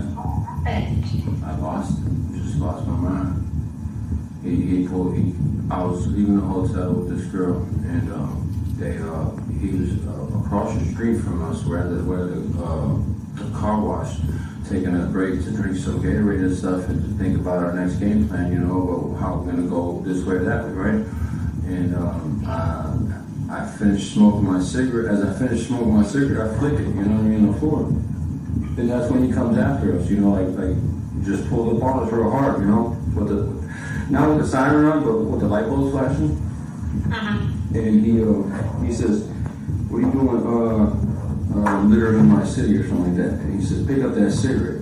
And it took a second for me to register that this officer really did just pull up on me, you know, because I put the cigarette on the floor. But I immediately said, you know, "Oh, I'm so sorry. I didn't even think about it. It's just a bad habit, I guess. You know, I'll pick it up right now. Sorry, you know." And he goes to asking for IDs and stuff and everything like that. And I said, "I can't find mine and stuff." And he's like, "You want to pat me down and stuff now, right?" And I got a gun on me, so I'm not trying to, you know, have him pat me down. So immediately I try to run and get away from him so I could toss the gun, you know what I mean? And yeah, we get into a tussle in my shop. Yeah. And it's sad, it's real sad, baby. You know, at the end of the day, it's not what my intentions were. Yeah, I know. My intentions were just, you know, just to go about my day and stuff, and you know, and you know, just keep it moving, man. But I guess the fear of going back caused me to do that, man. You know, and at the end of the day, it made me go back anyways, you know. So it's just fucking sucks, because it's not what I wanted. It's not what. But at the end of the day, it's like I keep thinking about it. It's like this is what I wanted, you know. I don't know, man. Oh, I get it. I do good. I'm just happy you're okay. I'm really happy you're okay. Yeah, I'm alive. I'm okay. You know, they beat me up pretty good, you know, when they arrested me and stuff like that. But I'll be alright. You know, it's nothing. That's nothing I can't handle. My kidneys are pretty fucked up. I've been pissing like really dark piss and stuff. So I'll get that checked out too and stuff eventually. But yeah, I'm okay, sweetheart. I just wanted to call you and, you know, have you up to date and stuff on everything that's going on. And just, yeah. Okay, call the family. I don't know if you called it. No, you're the first one I called in, you know. I appreciate it if you just, you know, pass the message along and stuff. And, you know, I'll eventually talk to everybody, but just let everyone know I'm okay, that, you know, all the rest that they got me over here and stuff. And yeah, I'm going through the process of getting sent to back where I feel like I belong, honestly. I'll talk to him. I'll let him know. I love you, Felicity. I love you.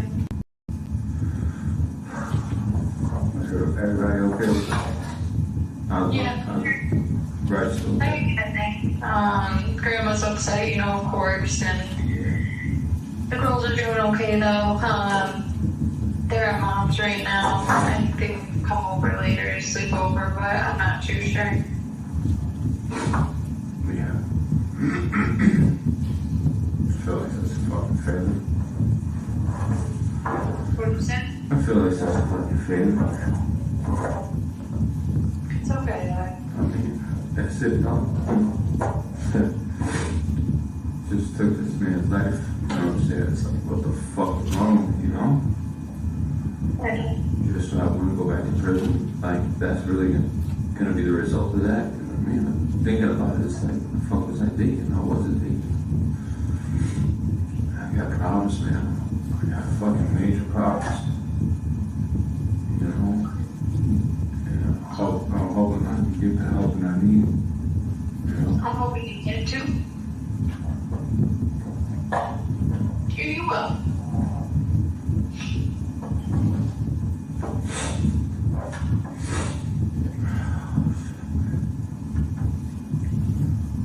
But everyone does love you. Yeah, I know. And we're here for you. That's what can be. I hope so. I hope so.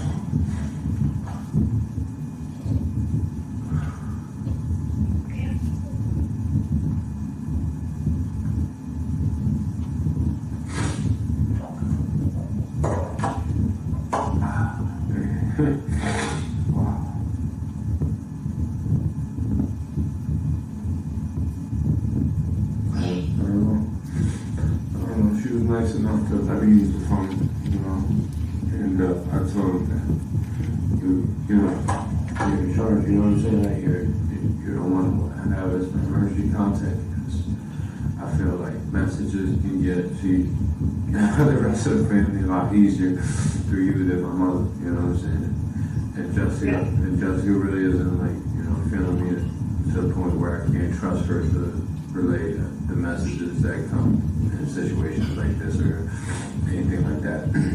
So that's why I have you as my numero emergency contact. Well, you know I got you always. I know. I know. I appreciate you, baby. You be blessed here, baby. I'm not trying to push you off the phone, but you know, I don't want to take advantage of the phone call situation. I know, it's okay. So, Just stay safe. yeah, you know, of course, baby, of course, always, man. Always. You know, I love you so much, baby. I'll be blessed, okay? I love you too. Bye.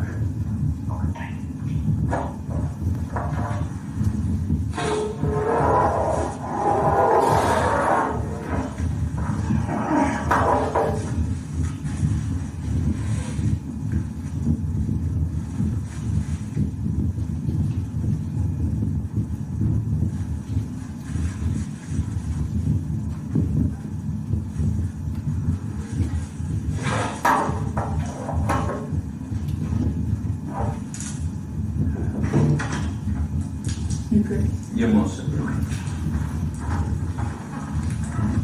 Can I get anything else? No more water or anything right now? Yeah, just more water. I'm just wanting to get hydrated. Yeah, please. Michael, real quick, so I have a search warrant here just for your DNA, just buccal swab inside your cheeks real quick. This is your copy, okay? So you'll see the judge has a really bad signature, but she signed it yesterday. What's this one? Just your DNA, like cheek swabs, buccal swabs. Yeah, you guys have it right now. I think they do, but they make us collect it again, so that's why we take this DNA for it, or the search warrant for it. Yeah, take 2 seconds. I'll do one on each inside each cheek. Okay, good with that?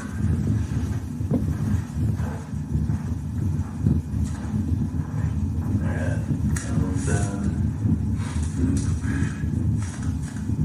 I'll do the other side real quick.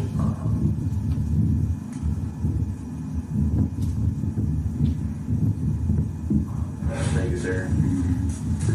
You want me to put that in your property? You want to forward it? Okay.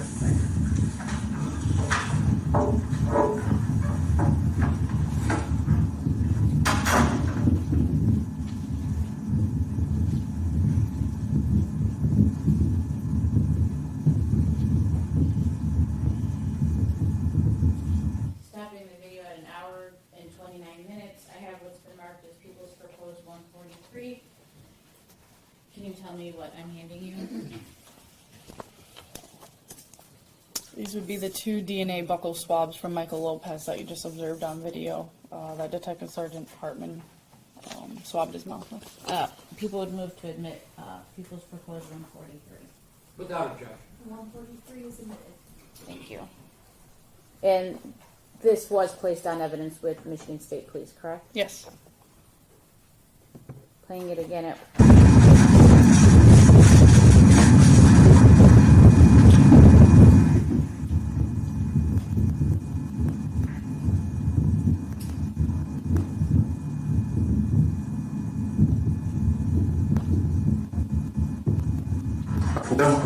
We're going to switch them around to your back. I'll make sure that they are tightened appropriately. Is there any way to double to do two? I can't. It's going to be a short ride, okay? We're literally going to go a couple miles down the road. We're going to get you in. We're going to sit down for a second, do some paperwork, and then we're going to get them off you. All right?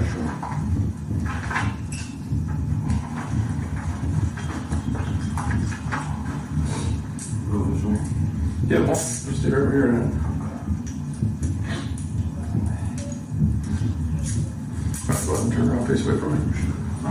Put your hands behind your back, palms together. Palms together. Good.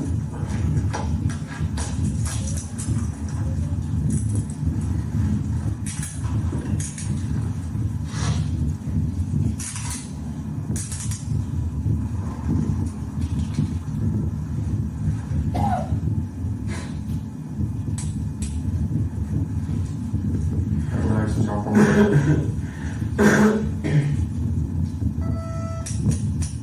stopping the video at 1 hour, 35 minutes, and 8 seconds. What's the purpose of moving in custody persons cuffs from the front to the back? So during the front, typically,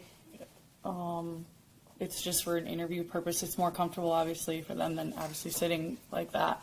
But our policy is that you have to be handcuffed behind your back, and he's getting ready to be transported to the detention center. So we swapped out cuffs. And is this the entirety of the recorded interrogation and interview that you conducted with the defendant in this case? Yes, it is. Okay.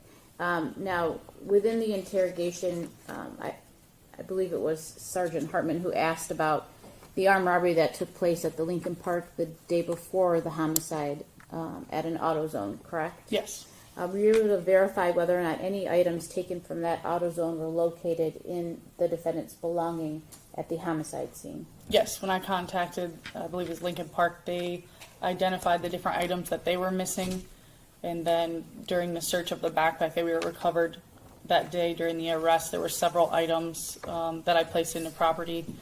I believe they're listed in the report, and they matched up to the description of the items that were taken during the armed robbery. All right, thank you. One moment, Judge. Sure. I have nothing further at this time. Ross? May I just remove the computer?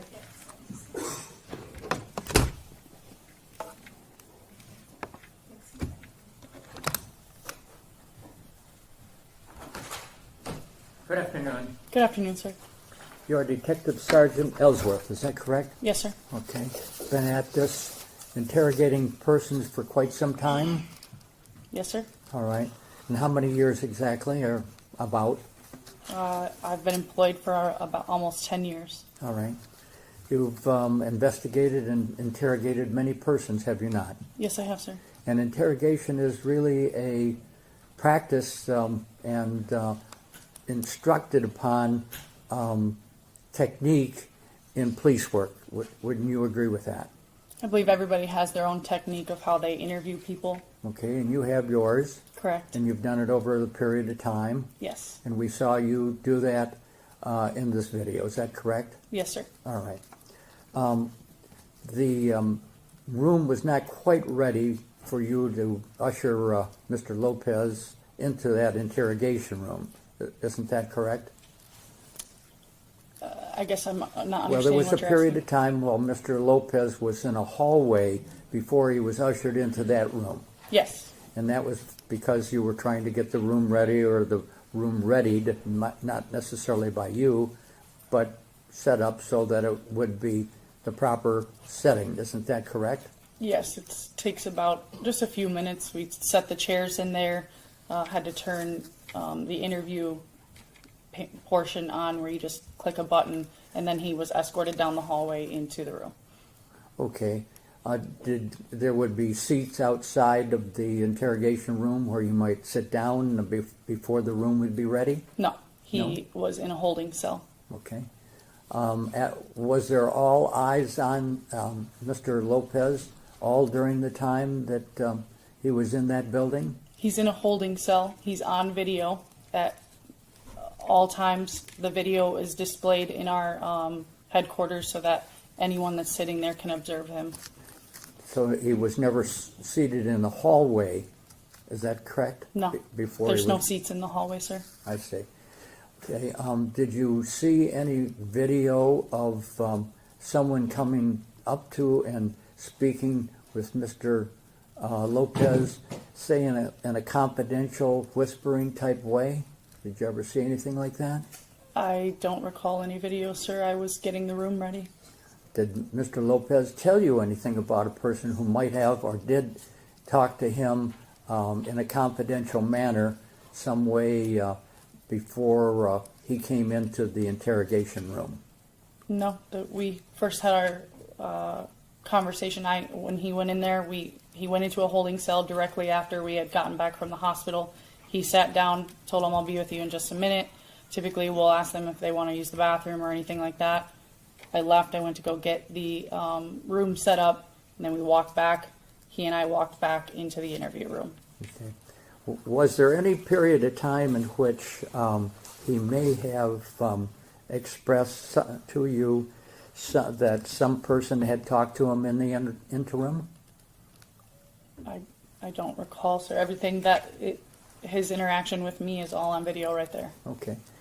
In talking with persons who really have a goal in mind, and that is to flush out information from them and to get a statement which involves that person into a suspected criminal act. Isn't that correct? The purpose of that interview was to find out what involvement he had and just whatever he decided to tell us. We're fact finders. You have interrogated many persons over the years. Yes. Okay. And had an opportunity to judge people and form opinions about persons and how they're behaving and how they're acting and their mental and physical condition. I mean, I don't judge them, but I typically will not interview someone if I don't think that they are physically or mentally able. And as you saw in the video, he talks clearly, he speaks clearly. He did not appear to be under the influence. I have, arrested several people for being under the influence of drugs and alcohol, and at no point did I feel that he was under the influence. He showed no signs of that. What signs might have shown that you didn't see? I'm not understanding what you're asking. Well, you've seen signs before of persons to be interviewed that were under the influence. Yes, so people that I've chosen not to interview would be someone that's highly intoxicated. Either you can smell it on them, they're slurring their words, they're in and out of consciousness, they're falling asleep. Those are types of people that we would not interview or interrogate, as you say. But as you saw in this interview, he talks just fine. He kind of dances around what actually happens, but he is very clear as to what happened and lucid, especially when he talks to his daughter on the phone. Thank you. You heard him during that interview and interrogation at all times was expressing to you that he had a lack of memory. And did you sense it had to do with drugs or alcohol? No, the entire time. Typically, when you're interviewing someone, when you're talking to them and you get to the part where the incident that occurred, they will dance around that and give you a lot of detail up until whatever happened. So that was consistent with his interview. He gave quite a bit of detail up until the point of the actual shooting of Officer Said. and kind of skipped over that and then immediately went into detail about other things. So in my training and experience with interrogations, that generally means he's lying. So as you saw during my interrogation, he kept going back and forth on if he remembered something, but when he talks to his daughter, he says exactly what happened within, a 5-minute conversation. Thank you very much. You're welcome.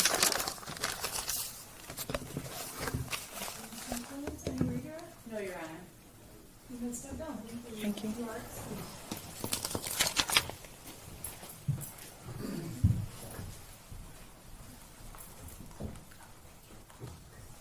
At this point, we will break for the day. It's just about 3:45.